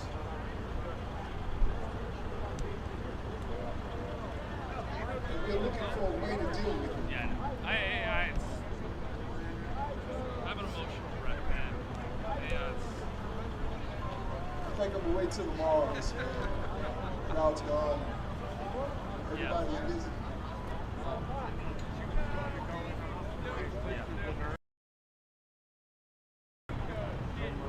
Y'all want to hear this tonight or tomorrow? My mom did not want to go in the hospital. Tonight, baby. Have a fear. All right. She didn't have COVID, but Right. once you go in, you Sometimes never once come you go back in, out. yeah. You never come back out. So I'm going to figure out this. Start that track over for me, Ricky. Yeah, oh yeah, she's back up. My mom. All right, guess it up. My sister gave I'm going me to do this for him anyway. Yeah.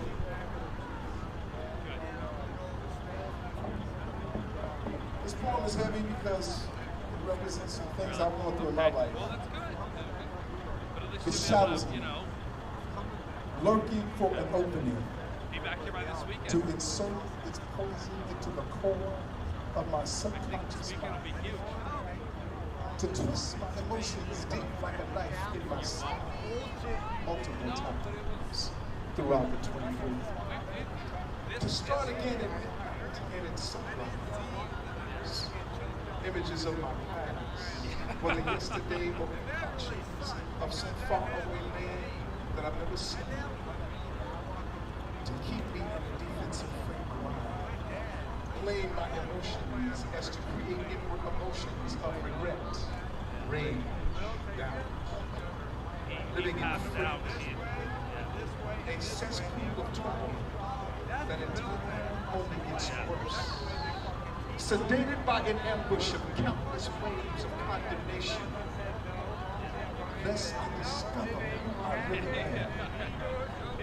I'm pushed, pulled, lulled, dragged with deranged hooks, set deep inside my soul, by demons. I gotta go. We're gonna have a little streamer meeting to make sure we can. Even by the souls of other souls that I've tied myself to. What's that?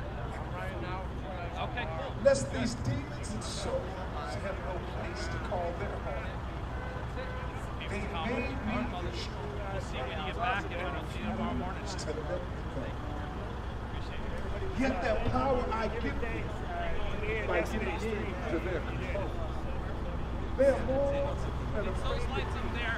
Drive out the driveway and make the left at the first driveway.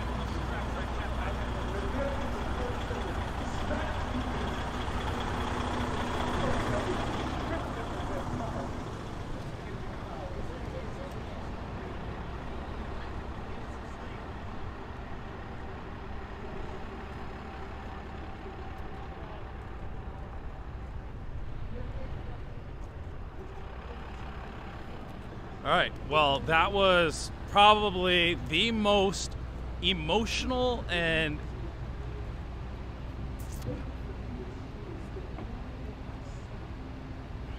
interesting drivers recap I've seen yet. And man, Kid Cowboy just that was something. I hadn't heard anything about that. That was pretty incredible, and it's going to be interesting to see how that goes and how that ends up. But somebody done screwed up good. Yeah.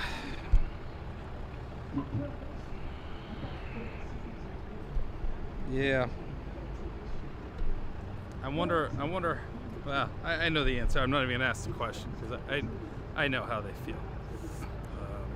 He told us as much You have the in opportunity the to meeting impact with Senator Cruz and Johnson, his story and what how he's been treated by people. So, yeah, I know exactly. But, all right. I am going to go have a meeting with the other streamers. And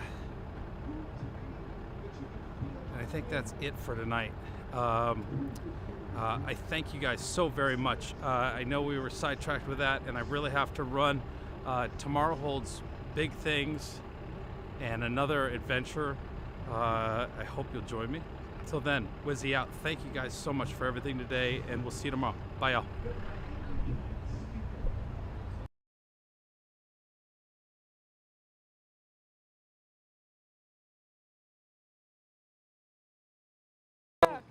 I don't. I usually don't fly anywhere. I don't for no reason, but I just never need to go anywhere in a plane. Yeah. So, Yeah. anyway. Exactly. Anyway, But anything else? No, Delta. Oh yeah. Okay. I was just wondering. A bunch of my chat, they really like you. Mm-hmm. They wanted me to go on the road with the trucker. Mm-hmm. I was wondering if I might be able to. I would love to, but I don't have a passenger seat. You I don't? took my passenger seat out and have a desk over there. Oh, okay. Yeah, so I only have one place to sit. So, Okay. yeah. Besides that, my insurance wouldn't let me. Sorry. Okay. Yeah, it's mostly an insurance thing. Gotcha. But if you ask these guys, other guys, they might. Okay. You might go to the bus, the black bus, and ask that same question. Do you know of any drivers that would let me ride shotgun? Okay. Okay. Yeah. And they might know somebody. They might know somebody. Hey, anybody wants to drive with me? Let them jump in. Yeah. So. I'll ask around. Yeah, I don't have a chair for you for one. Okay. But It's that's all the main it's all thing, good. but- Yeah. So otherwise, yeah, I'd be happy to take you, but I can't. Okay. So. Well, all good. Yeah. Thank you. Thanks for coming on, guys. Very good. Follow Saznak on YouTube. He live streams. You do a daily live stream, right? I did from the time. Well, I want to say from the time we pulled out of the parking lot, went around and came back. But I didn't start live streaming until I pulled out ahead of the convoy. Mm-hmm. I went out on the on-ramp where they turned to get onto the freeway. Yeah. And I was sitting on the on-ramp as the trucks drove by. That's where I started my stream. Okay. Okay. But from there, all the way down around the loop and all the way back until we parked. Yeah. So it was 6.5 hours or something like that. Wow. 6 hours and 20 minutes or 6 hours. Yeah, it was Something like pretty that. long today. Yeah, well, the longest one I've done is about 8.5 hours. So, yeah. Wow. That was when we did 2 laps around. But, That's tough. But yeah, it's just that I do that so people can actually see, for one, where the convoy's at. For two, what's actually going on. Yeah. People in Omaha can't see this. All they can do is watch the news. Oh, there's some little big truck stop. There's a half a dozen trucks. Yeah. They think they're big. Blah Yeah. blah. Look around. I mean, this is bigger than any truck stop I can think of. Yeah. I mean, some of the largest truck stops don't have this many trucks in them. So, Yeah, exactly. So The it's live stream large. speaks for itself. Right. Yeah. People, all they have to do is Pictures watch. Pictures do 1,000 words. Yeah, exactly. Worth 1,000 words. Yeah, definitely. So anyway, So Jan, follow I missed your comment, Jan. Let me look real quick. I got my. Oh yeah, I got my another one section too. Thank you, Adventures of Sparky Madness. Okay. Welcome to America. Yeah, guys, so if you want to see, I'm going to be trying to do some 12-hour live streams. I was in Ottawa. I just drove down here, so yeah, I'm going to be trying to do some longer live streams. So yeah, follow Zot on YouTube, Z-O-T on YouTube. I'm trying to convert from Z to Z. There you go. But yeah, follow me on YouTube so you can see that. And I looked you up last night, and I thought you said CO2. oh yeah, some people think that. Maybe it's a Canadian accent. All right. Well, be good. We'll see you around. Okay? Yeah, I'll see you later. Take care. Thank you, Real Truth. Doing a fantastic job. Thank you. I really appreciate that. So yeah, that was Saznak. I thought. I have a table down there with several of my books, and feel free to come by and purchase one or two, and keep me in your prayers. Amen. God bless.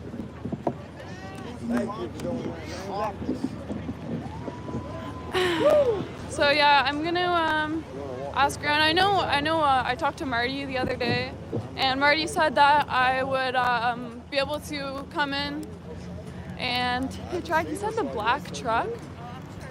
Not sure which one that is.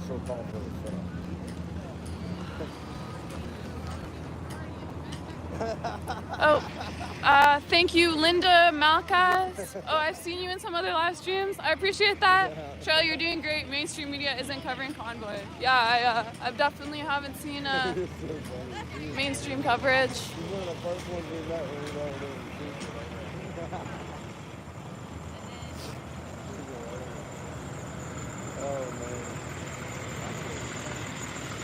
No, I don't know where Marty actually parked, guys.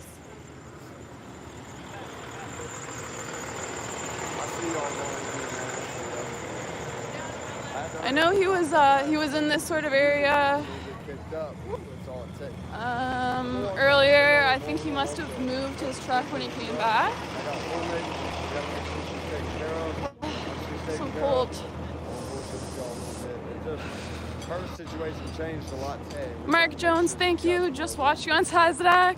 Thanks. Yeah, shout out Taznak. If you guys came from his stream, let me know. Tell I didn't have to pass her and all kinds of shit.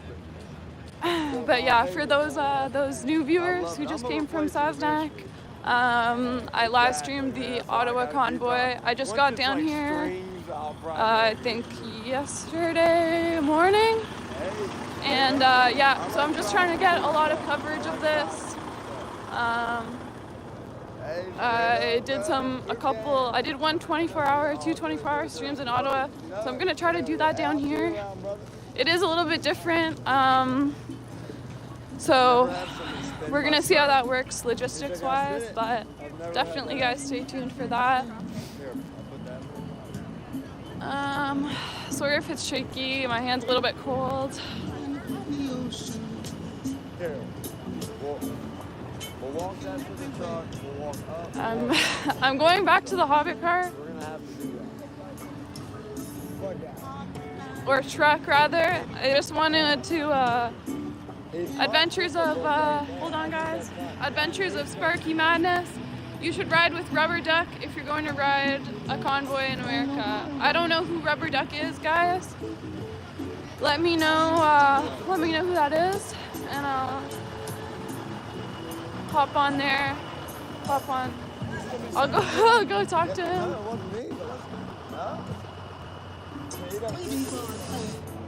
Yeah, it's pretty muddy over here. I know I did do a lap earlier and I didn't see Marty's truck down here, but I wasn't really looking. You guys know whose you guys know whose truck that is? Like the one with the yeah. No? I don't know, I just thought it was cool. Yeah, I was just walking around trying to find him. Okay. If you see him, just let him know it's an awesome truck. I just wanted to Yeah, I was wondering like how do you even get something like that? Wow. Yeah. That's crazy. You know how long it took him? Wow. Wow. And it's wood? No.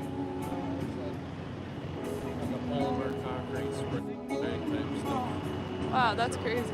That's really impressive. They would be glad to show you. Yeah. I just don't think.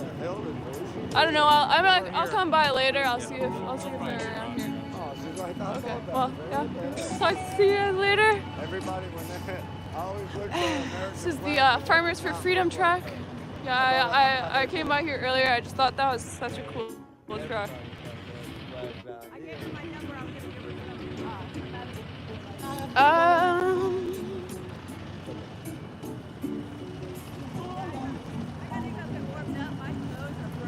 Really? I know I did talk to Jimmer as well, a nice trucker named Jimmer, who might be able to let me come sit in the truck when they go around the belt. I remember he did have a super long truck.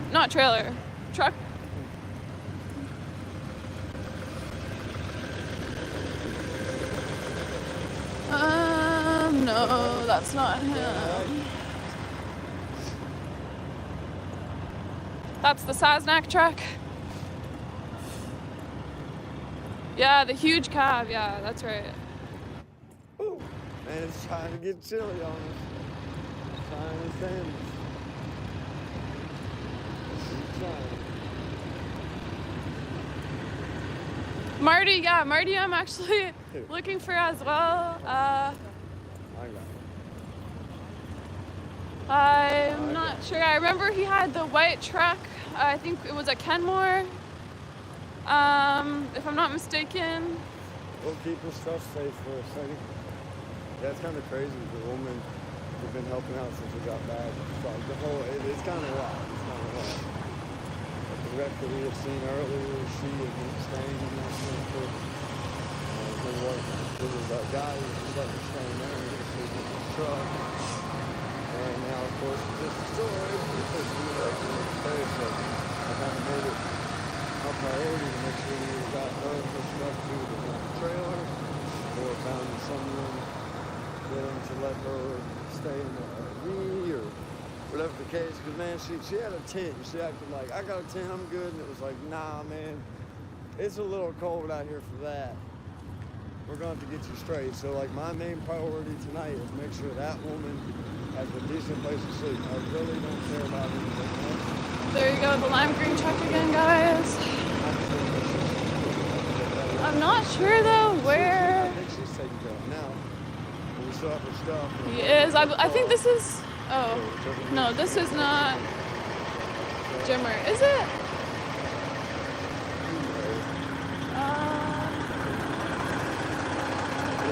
No, it's not. I don't think it is. It's hard to tell if it's like he had glasses on and his head down, so it could have been, but I don't think it is. People came out of the goodness of their heart. And hey, a whole, you good? More than a Chinese buffet. What is Chinese food? Like one of my favorite things. Anybody knows me? I love Chinese buffet.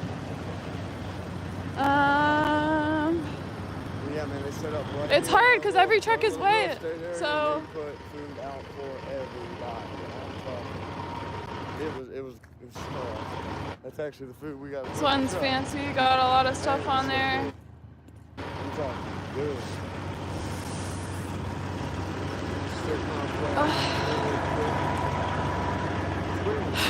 One side here. You hold that.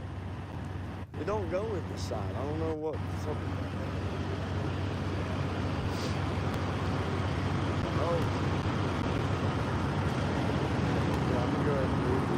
Oh, look, there's a, is that a cat or a dog?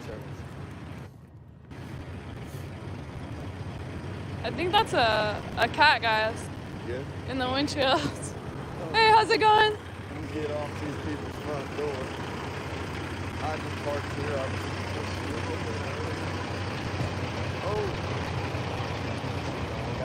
So yeah, I'm not sure if, I'm really not sure, honestly, where Marty's truck is, so.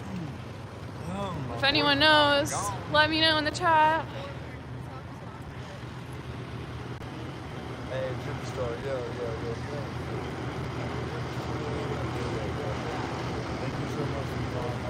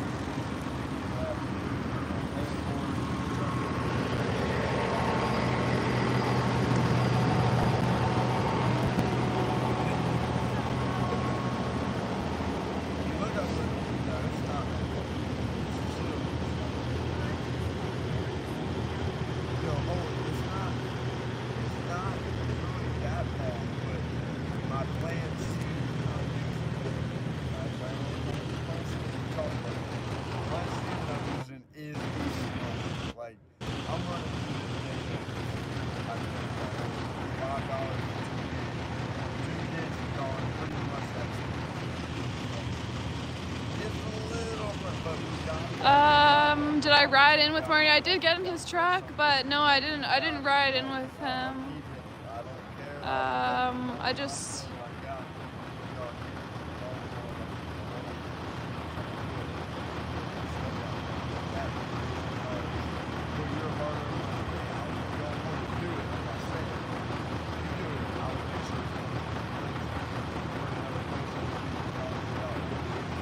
The black bus, some people are saying. I don't know, guys. Honestly, with all these trucks that are here, I don't see myself finding it. Yeah, I'm not sure where he's parked.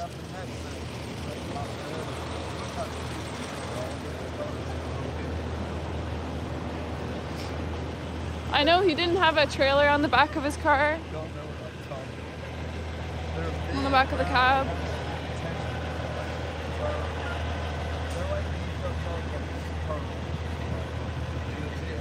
Oh, so much mud.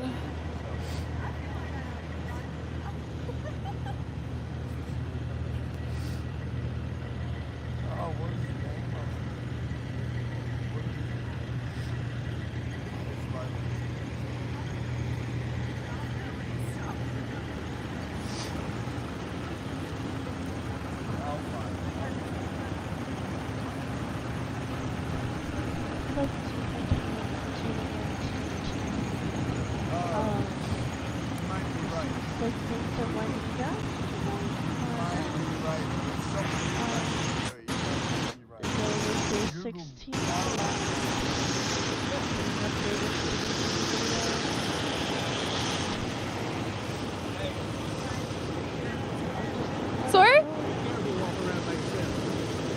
Oh yeah, no, it's okay. I'm live streaming, so it's all good. But I think, yeah. Oh, I had a question. Do you know? Sasnag mentioned like a black bus to me. Do you know where that is?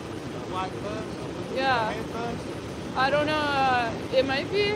He said go to the black bus to ask them. Yeah, where I'm going. Just and it's like a school bus, or what is it? No, not a school bus. No, you're talking about the black bus. It's a great big motorhome bus you got. Oh, okay, then that's one. That's like the main one. Yeah, that's the main bus to go from. Oh, okay. Okay. I'll head there. Okay, thank you. So it's the black bus up front. I'm just gonna circle around here one last time.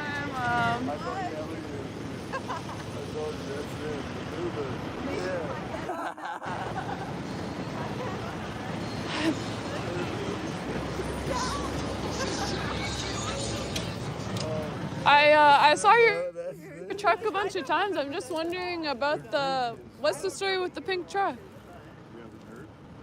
People were saying you won in a raffle or something, but yeah, what's that's the story?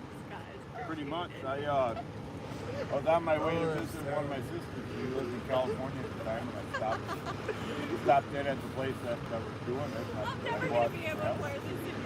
Went on about my life. And they called me later that morning. Wow. But yeah, I had my grandmother. Always gone. I ain't going there too. She died. Funny crying and half time crying. I named the truck after. What's it called? God didn't get me all fired up. My grandmother. Oh yeah, I see you have the pink ribbons too. Wow, that's really nice. The way you see it is the way I got it. Oh really? It was already like with the. Is this a wrap or it's painted? No. Wow. And the whole interior, it's all pink. That's awesome. Such a cool truck. Yeah. Yeah, you're the first one that's not me. Oh really? No one's seen the. No, I think you're fine. Yeah, no, it is, because I kept walking past, I'm like, wow, I've never seen a pink truck before. She's wearing And no, I haven't. Honestly, all these, like, crazy colors, like lime green, and I saw, like, a teal truck, too. I've never seen any crazy colored trucks until I got here, and it's like, Well, there's a few of them. yeah, definitely. Do I hear a Canadian accent? Yeah. I don't know how, no one's ever said that I had a Canadian accent until I came down here. This is, like, the first time, and then everyone says, oh, are you Canadian? See, when I'm at home, I don't have an accent either. Like, Are you from the south or? Oh, okay, yeah. Yeah, I do sense a bit of an accent. Yeah, no, Canada, they definitely don't have trucks like this though. Really? Like, there are the ones, you'll see the occasional one with all the lights on the front and everything, but they're never really like crazy colors. You'll see red, silver, black, but not pink or lime green or anything.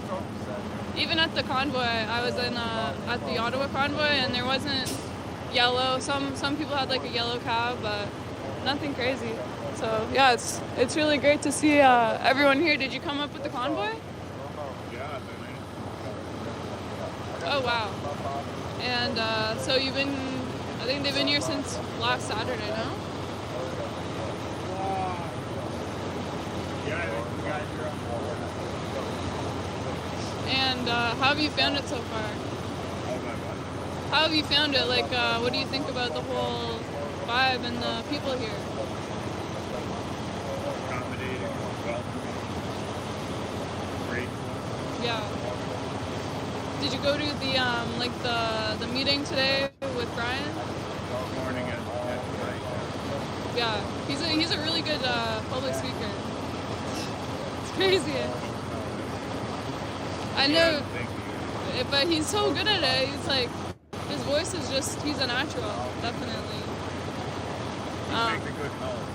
Yeah, he definitely would. I feel like he would say no, but yeah, very diplomatic guy. Did you hear about the story that happened with that 18-year-old kid who came up? So no more Delta? Or pencil. No. And I don't know all the people.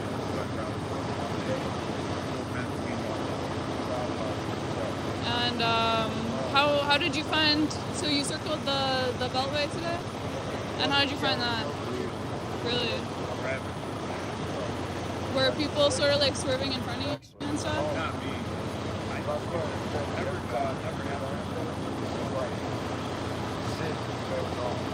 But yeah, they see the pink truck and they're like, no, I can't tailgate him. Yeah. Did you see anyone like?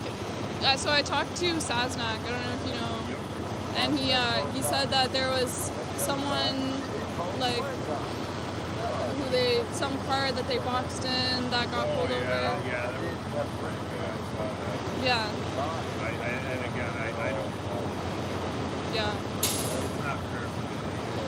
Yeah. No, I mean it's best if you don't know for sure. It's best not to spread rumors about it.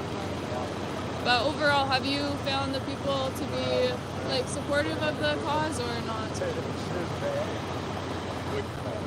Of the convoy, yeah. Yeah. Oh, You find. well, Yeah, look at that guy. well, that's the today's call. I had my sleeper and I didn't have any room, so I ended up putting it in the trailer. Oh, really? Wow. Yeah, people are so generous. Yeah. All the way from Really? And, so you stopped at, like, truck stops and stuff, right? Like, on the way here? well, here.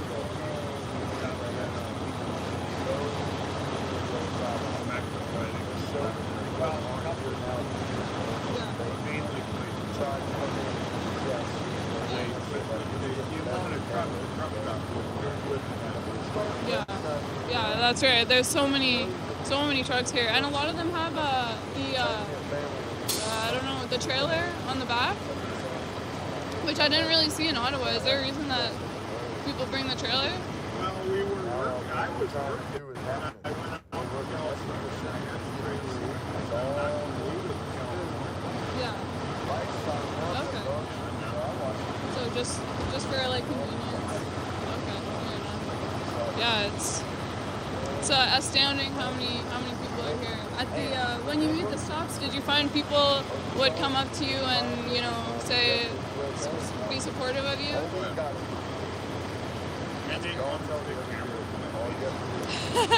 Just like me. Yeah, the live streamer. But yeah. Did you have any other comments? Anything else to say? Well, yeah, thanks for coming out, and thanks for talking to me. I know some people see the camera, they don't want to talk, which is...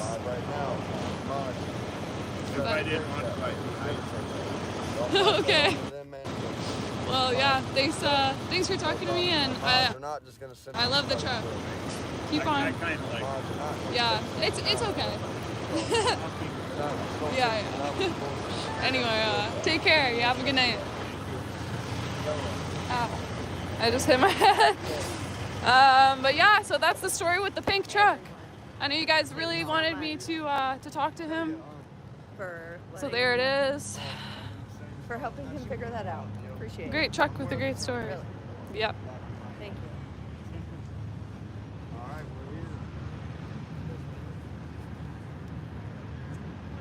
We have to open our fortune cookies. Oh, yeah. Hey, Layla. Hi, Kate. Hey, Georgia Peach. Yes, y'all I'm know. absolutely wonderful. How are you guys? Sorry, my hair. Once they took it on count, you don't eat them. So. Hey, Ashley. Hi, Jupiter. Hey, Carolina. Hey, everyone. Hey, Joanna. I'm so sorry I haven't been here. Hey, Kristen. Do not rush through life. The only other place that Marty could be would be back here in this sort of area. I don't really want to go down here too much because of the service gets really spotty. At least a piece of it, if not all of it. Oh.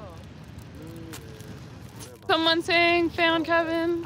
He always eats up probably half a his. Jody, something found Marty. People are saying go to the stage. Okay, I'm heading on over to the stage.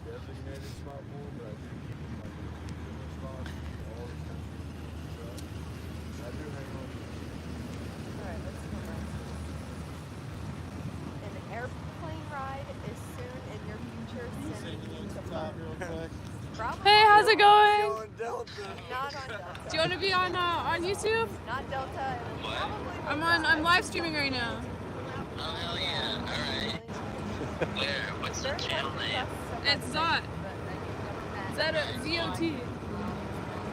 Alright, I'll look it up. I'll search it. Definitely. Well, shout out to what was his name? Todd. Shout out Todd, guys. Thanks. Take care. Yo, she drove in yesterday morning.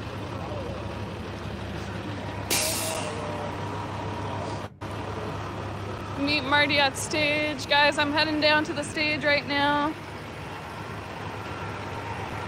Oh no, there's music, guys. Hold on, I'm just gonna mute for a second. Amazing. He's handsome. I love him so much.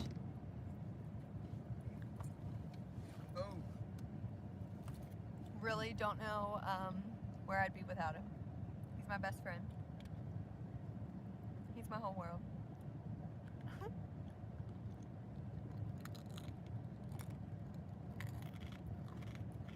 True lap, Kate.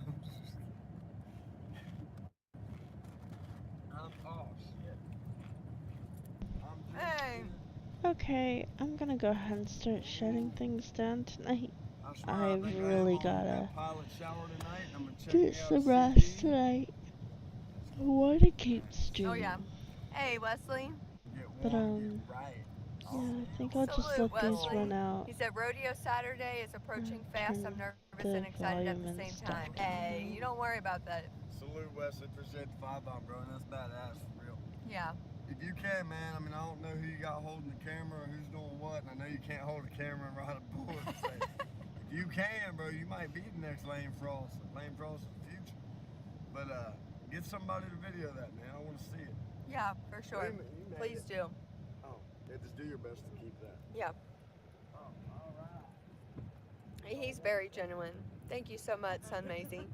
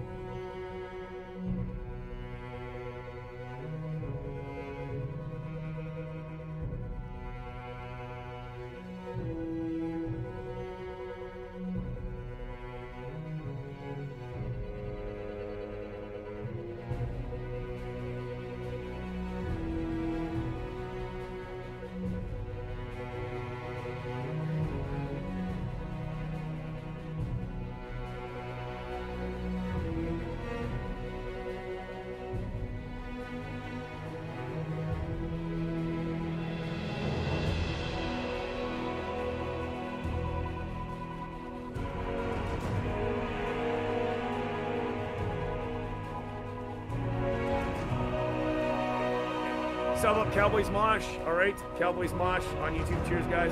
Appreciate each and every one of you guys being here tonight. Thank you so much, man.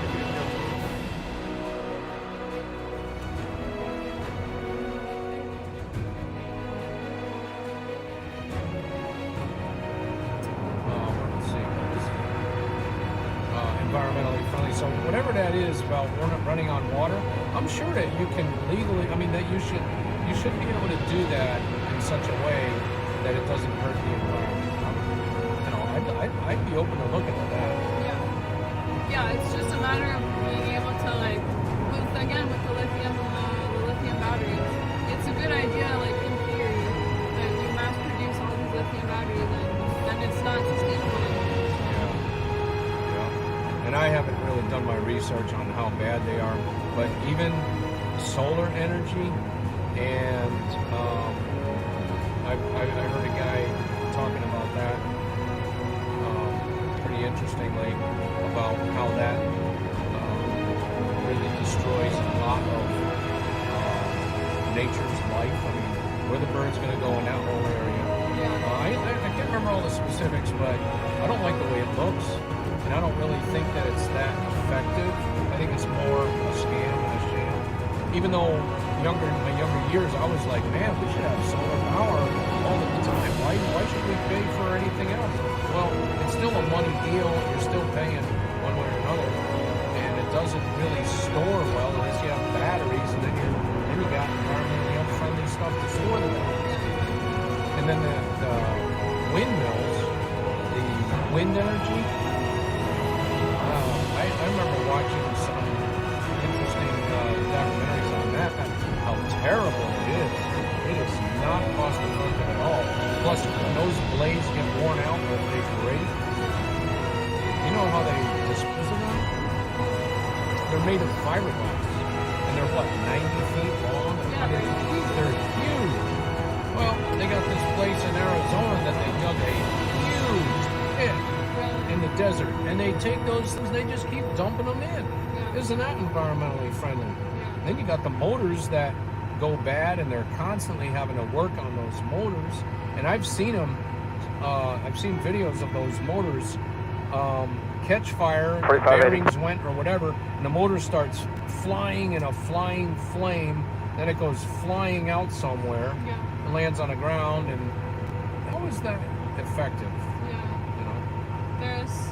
I would say the only one, geothermal energy seems, but that's something that you can, put in your house and you can power your house, but it's not like, you're not going to put a whole power grid on geothermal energy. And I don't know, there's some new stuff like tidal energy, there's like these really new sort of energies that have been coming out, but everything, I feel like once you mass produce it, it just kind of gets rid of the whole principle. So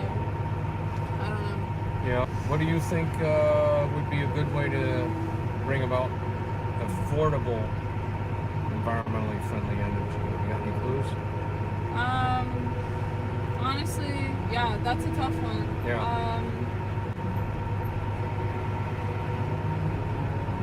I don't know. I don't think you can really convert like a whole country onto whatever what they were saying, AOC is a Green New Deal or whatever. If you really read into it, it's just it's like aspirations. It's like, I hope that we're all on renewable energy in 10 years. Yeah, so does everybody, but it's just not. Well, of course they're doing it the backwards way.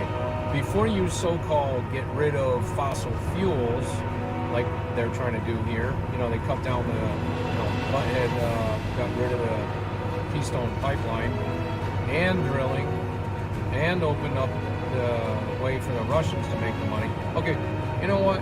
If you're taking a school bus to school, and then you say, you know what, we're going to make all those students pay because those school buses are running on fossil fuels. So we're gonna make fossil fuels so expensive that they won't be able to ride a school bus to school. Okay, why don't you come up with an answer first? So the kids don't have to walk to school. Now the kids are going to walk to school because, we shut down school buses because they were environmentally unfriendly and they had rubber tires. And rubber tires we don't like those, you know, and whatever they might say. I'm just throwing out stuff. But it's like, first you come up with your good answer and prove that it'll work, then we can say, okay, if you want us to give up the diesel fuel, let's see what you got. Okay, all right, well, I'll look at doing that. But you don't just get rid of something until you have an answer to replace it. Well, that's the thing with Canada and the US, they think of, oh, like Sweden and Finland, they're these like utopias and we should just copy them exactly. Yeah. But Canada and the US aren't like anywhere in Europe because they're so big. You can't just say, okay, we're going to apply these carbon taxes, so everyone's just going to stop using cars and it's going to be great. Right. No, like you have to, they were saying, okay, we'll put in a train. Like, that's actually a good idea. I'm sure it's never going to happen. That there was like a proposal for a train from Quebec City, I think, to Toronto, which is actually a good idea, and I think that would help. It's never going to happen. It's just... Yeah, that's because you got bureaucrats and people that are in it for the money. They're in office because they got a cushy deal, and that's going to stop. That's what. I don't know if you were here for Tyler Lee's speech. He was here a little while ago, and he's running for Senate seat in North Carolina. Oh yeah, I saw it. Yeah, and he said, oh gosh, what was I getting at? Oh yeah, the bureaucrats. Okay, it's like he doesn't want to really do this, but a lot of the good people that are getting into government now and running, and people that have been, you know, freshmen, congressmen, and senators, it's like the last thing they wanted to do was, you know, run for a political office. Right. But necessity necessitates drastic action. And I hope I don't have to run for an office, but, you know, there's better things that I could be doing with my time right now. I could be making money running loads, but it's like, no, you know what? There comes a time when you say, pay the price now to save the country. You know? Yeah, agreed.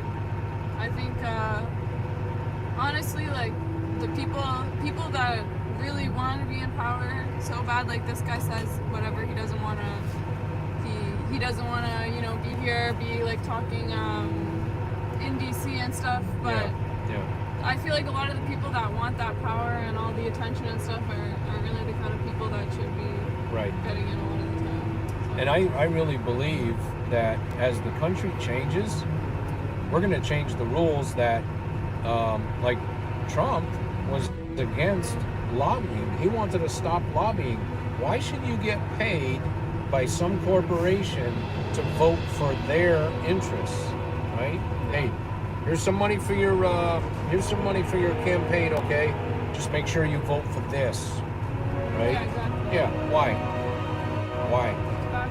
Why can't I just be totally unhitched from any company, corporation, or bank? And I'm not going to say who the politician is, but you know, there's been talk of him lately, and I heard that he was pretty well funded by the banks, the big banks. Okay, so if that's the case, well, I would say that they've got, you know, a shackle around his feet, you know, and that means that he's compromised. Anybody that's got money controlling them or influencing their votes is compromised.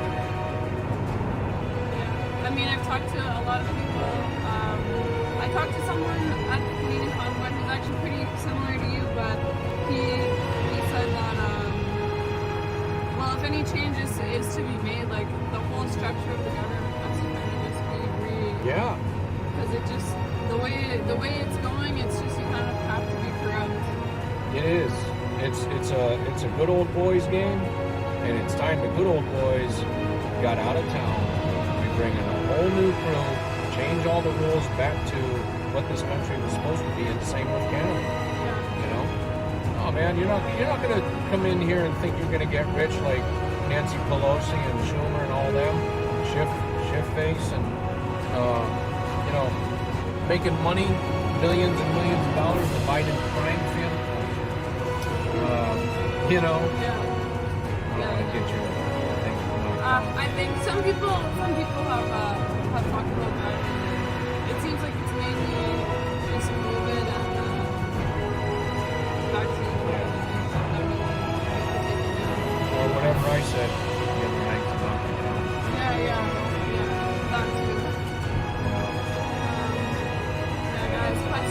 someone awesome to see in the U.S. and thank you for continuing the great work of Fleet and the legacy media is on fire. Thank you, stay safe. Thank you, those within. Yeah, I mean, everybody here, even I don't know, there's not many questions. Ask about hours of service with agriculture exemptions. Yeah, I would say a good resource for that is there's a Facebook page called Bulk, B-U-L-K, Haulers, and there's a girl on there, I can't remember her name right now, but she's on there all the time, and she's always informing of new regulations in regard to agriculture, and yeah, there are exempt that, but I don't really fall into that category, so I don't keep up on it. Yeah. And of course, the regime that we're currently under made exemptions when this 2-year event started, and they started saying, oh, okay, anybody hauling food or anybody hauling medicine, you're exempt. And oh, wait a minute, why would you do that? And I'm being facetious. Why would you make them exempt? Because tired truckers kill people. Are you saying they don't have to run a logbook? Really? And you're not asking them to have like 10 years or 12 years experience? And so you're trusting all those drivers who are running fuel, food, medical supplies, and I forget what else it was. Oh, they can now run without a logbook for how long? It was like months, wasn't it? And they do that during disaster relief. Oh yeah, if you're hauling any of these things, you don't have to run a logbook. Oh, it doesn't matter if you're a brand new driver. No, you don't have to run a logbook. Really? Yeah. So that really automatically puts pie in their face on the whole ELD and hours of service. Because if they can do it for several months at a time, and I think I pointed this out at one point to a politician, and I said, so actually, you know, when they do that, when they have the disaster relief and the government says you don't have to run your logbooks or electronic logs or logbooks at all, of course, that ends up with all these trucks having accidents all over the road. People get killed like crazy, right? No, it doesn't change a thing because it doesn't matter. There you go. That's my big pitch on that. Yeah, guys. Down with the logbooks. What did you say it was called? ELD, electronic log device. Yeah. ELD. Yep. Oh, and by the way, there's a lot of companies making big money on ELDs. Oh, I'm sure. I'm not going to name them. It doesn't matter. I mean, there's a lot of them to begin with, and then there's some that are just like the standard big names. But yeah, there was a lot of money to be made with that. Let me tell you, it's all about money. Follow the money. That's what it's about. It's not about safety. It really isn't. And my opinion is some of these organizations started out good, like MAD and other groups, but I think they got taken over by people that were more interested in creating regulations to control rather than real safety. And I already mentioned what my ideas on real safety are.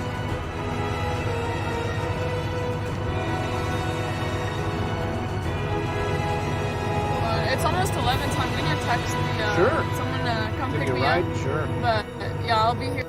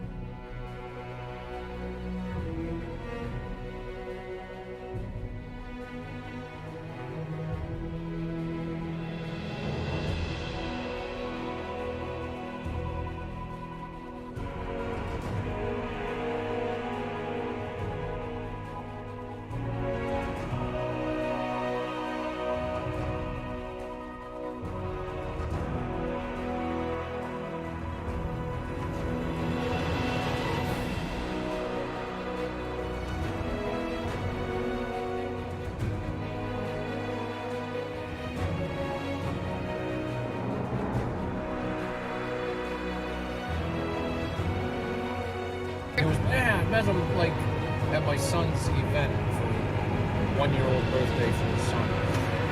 It was a cool guy. It was a cool guy from South Africa, and he was like dark skinned, but he wasn't black. And I said, oh yeah. I said, there was a guy that I knew with a family that I knew, and he was dating the girl. He was a white guy from South Africa, and I told him, I said, man, you could take, when you put down your race, you could put African American, and he laughed like crazy on that. But yeah, because you're South African, you're white, still, that's African American, right? Yeah, that is true. I mean, but I would be African. Yeah, I know. I guess I'm really Yeah. So if he's from South Africa, what was his lineage prior to that? Dutch? No, not Dutch actually. I think no, he doesn't have the Afrikaner accent. Oh, okay. What's your last name? What is it? Adler? A-T-L-A-R. Oh, okay. Yeah, it seems like everything just goes back to the UK on both sides. I think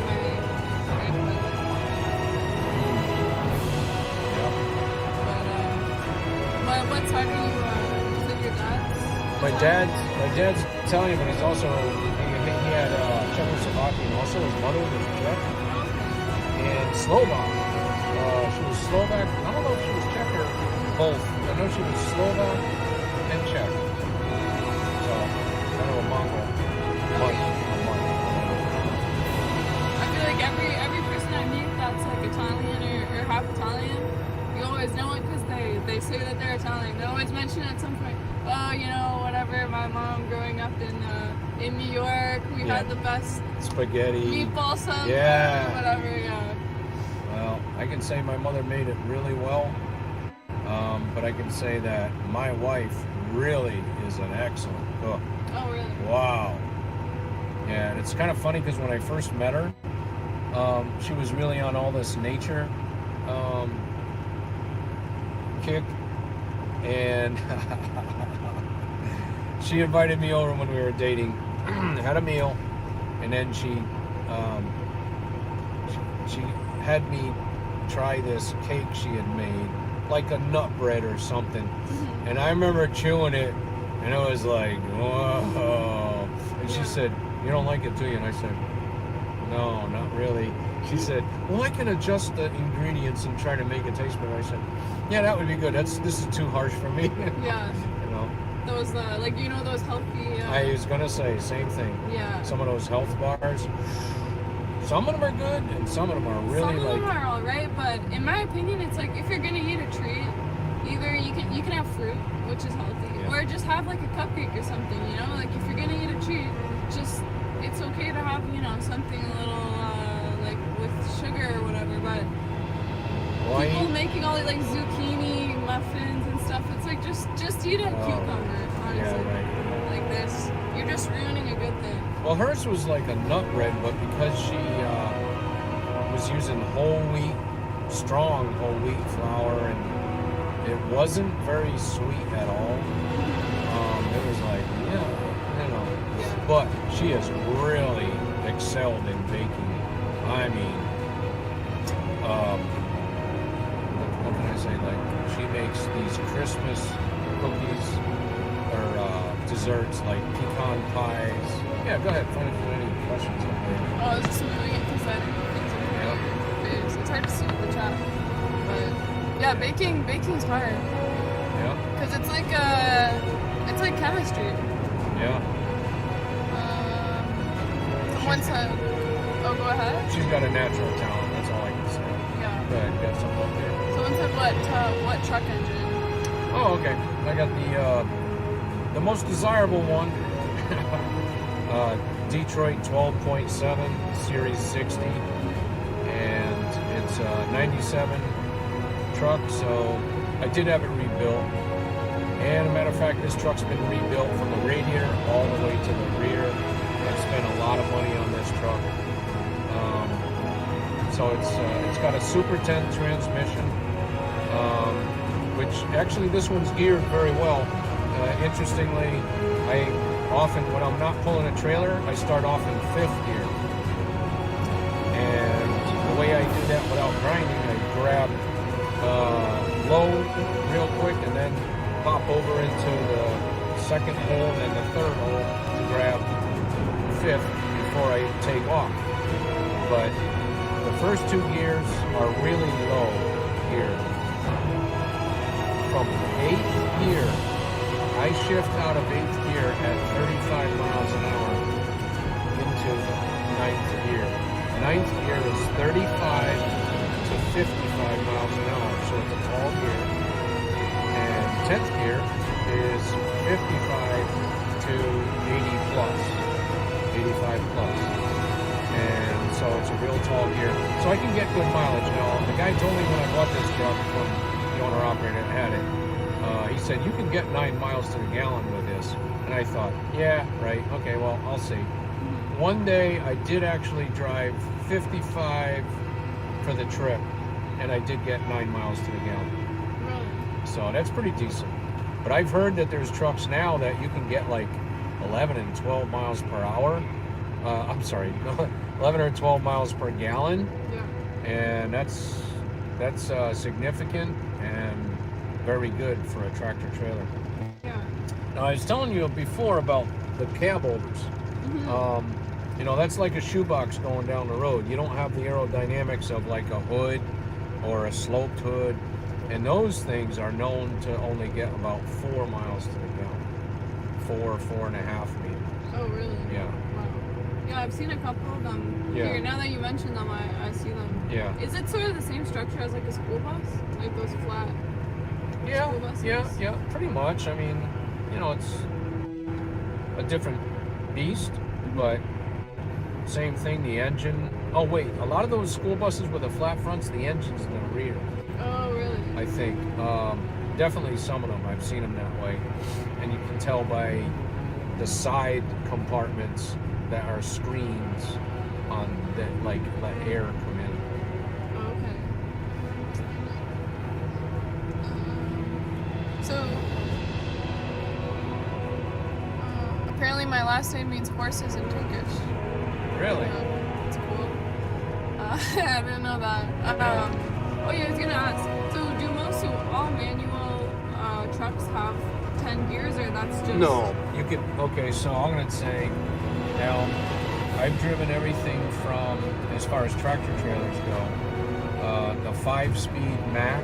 It's a Mack truck with a Mack transmission. A lot of the old Mack trucks were Mack from bumper to rear, and if you didn't have all Mack components, they wouldn't warranty the truck as if it was full Mack. You've got a whole lot better warranty.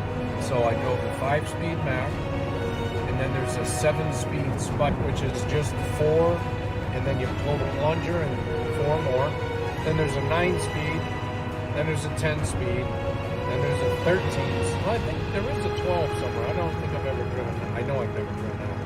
I think somebody might have a 12, but it might be an automatic. I can't remember.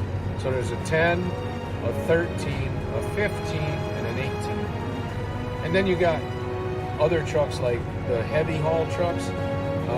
You can go into more gears than that. And then there's the double stick trucks that some of us learned how to drive on. Yeah, I saw someone with that. How does that work? So the double stick, the true double stick, is instead of having your switches on the knob, you have this stick here will be low, and then each range is higher. So you might have a set of 4 different ranges.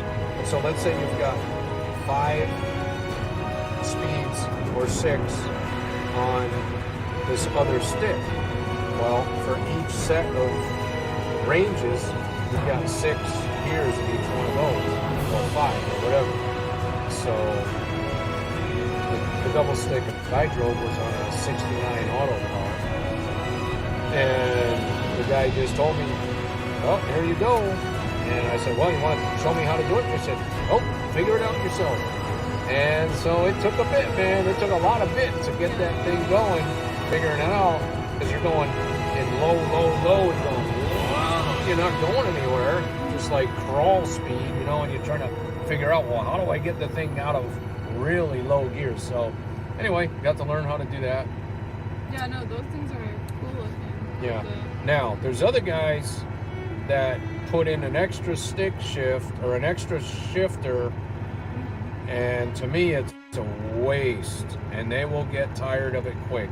So instead of flipping your switch here, they have a gear here, or a shifter, that you shift from this gear, you shift that, you shift this, you shift that, you shift this, you shift that. Wait, but what's the point of having the extra one? To be cool.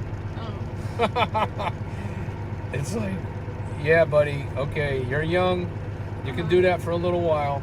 You can do that cool double stick thing right there. It's just for the, like, It's aesthetic? all it is for the range. Like, instead of using the plunger, Yeah. now the old ones had a plunger. You pull it up for high range, push it back down for low range. So this guy's gotta here's pull. high range and then down there's low? There's a plunger that you pull up here and push it down there. And so that's, you go through 1, 2, 3, 4, 5, then you pull this up and it pulls like an air sound. And then you go 1, 2, 3, 4, 5, that's a 10 speed. Or an 8 speed. 4, or a 9 would be 5, low, and then 1, 2, 3, 4, and the other 4. It's completely different from a manual car. I thought it was sort of the same idea, but it's not at all. And so then, so like you got a 10 speed, well then a 15 speed will be, you'll have a switch here for deep reduction, and that will give you, when you have it in low here, if you turn the deep reduction on, then you'd have a heavy load and you're starting out either on a hill or just you got a heavy load you want to get going. That you usually will not use all 5 of those low gears, those deep reduction gears. You might use 2 of them to really get the truck going. Then you shut that off, and then you got the 10 right here, so that's the 15. Then the 13 is like a 9 speed, but then the top 4, instead of just being high range, they also split, where you flip the switch and you go, let's see, I forgot the gear, but let's just say 8, 9, 10, 11, 12, 13, because you get 2 split gears on each position of the shifter. So that will bring you 13, because you go through, let's say 4 without them going in low, that would be 5. You go 5, and then you go into high range, and then you got 6, 7, 8, 9, 10, 11, 12, 13. Well, that's definitely a lot less. So this is a super 10. This is not like a regular 10 where you go through all your low range, and then you come up with the high range and finish them all out. This one you got to split each set of gears. Each gear you got to split it. So tomorrow when we drive, we'll see how that goes. That's different from the car. Hold on to it.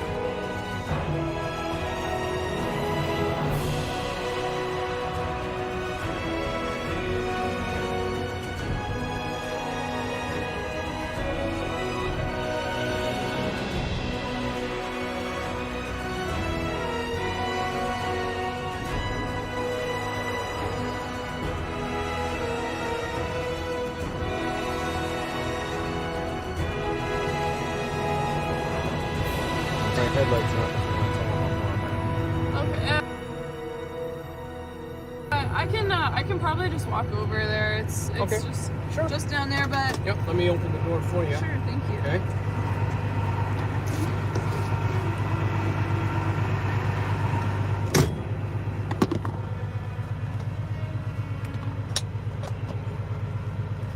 So yeah, he's gonna open the door.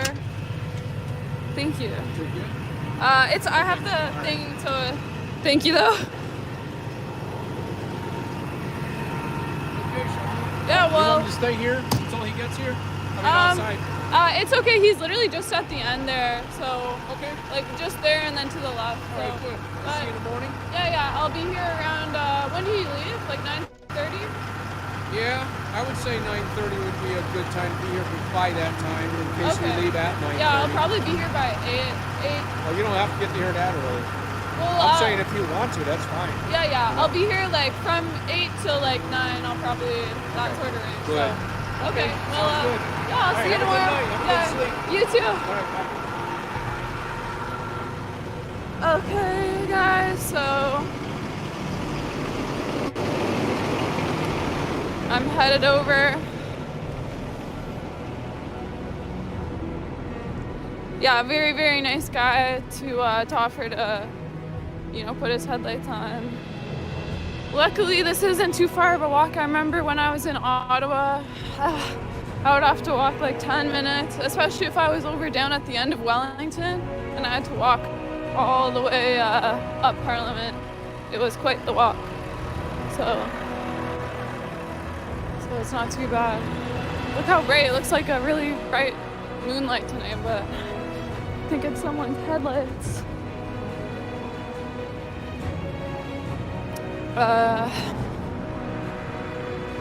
Holy crap, that is bright. I've never, that's so bright. Oh my god. It's like Jesus coming back. Very, very bright.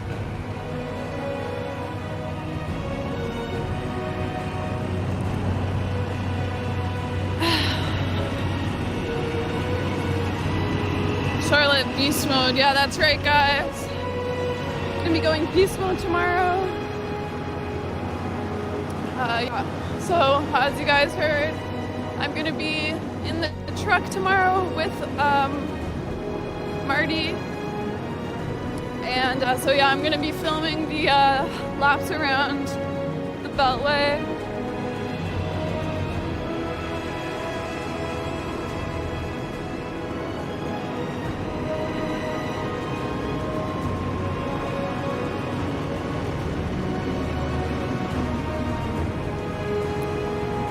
Yeah, tons of cool. I don't know why it's looking so green on camera, because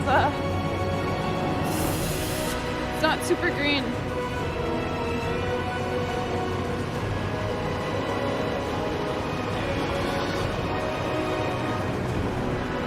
So I'm just walking up now. Ooh, it really gets cold when the sun goes down.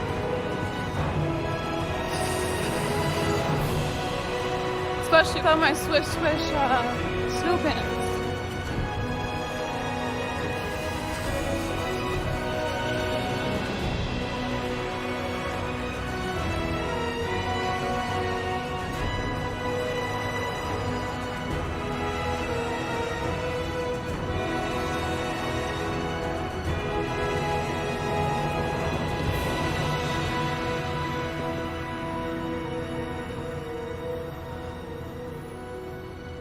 Where is he?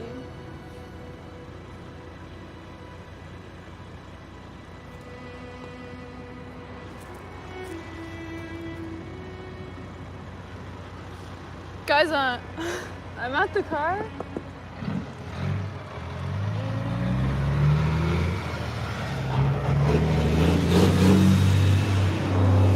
Guys, there's no one in the car.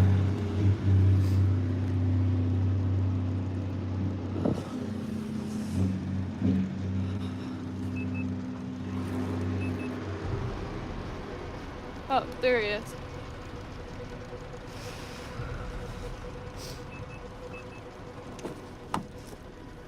Oh.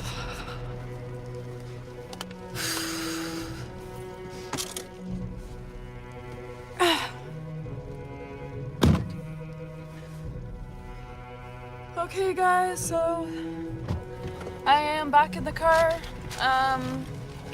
So I'm gonna be ending the stream for tonight. But yeah, thank you guys for watching. Tune in tomorrow. I'm gonna be with Marty, and we're gonna be doing the Beltway. So tune in for that. It's gonna be super exciting.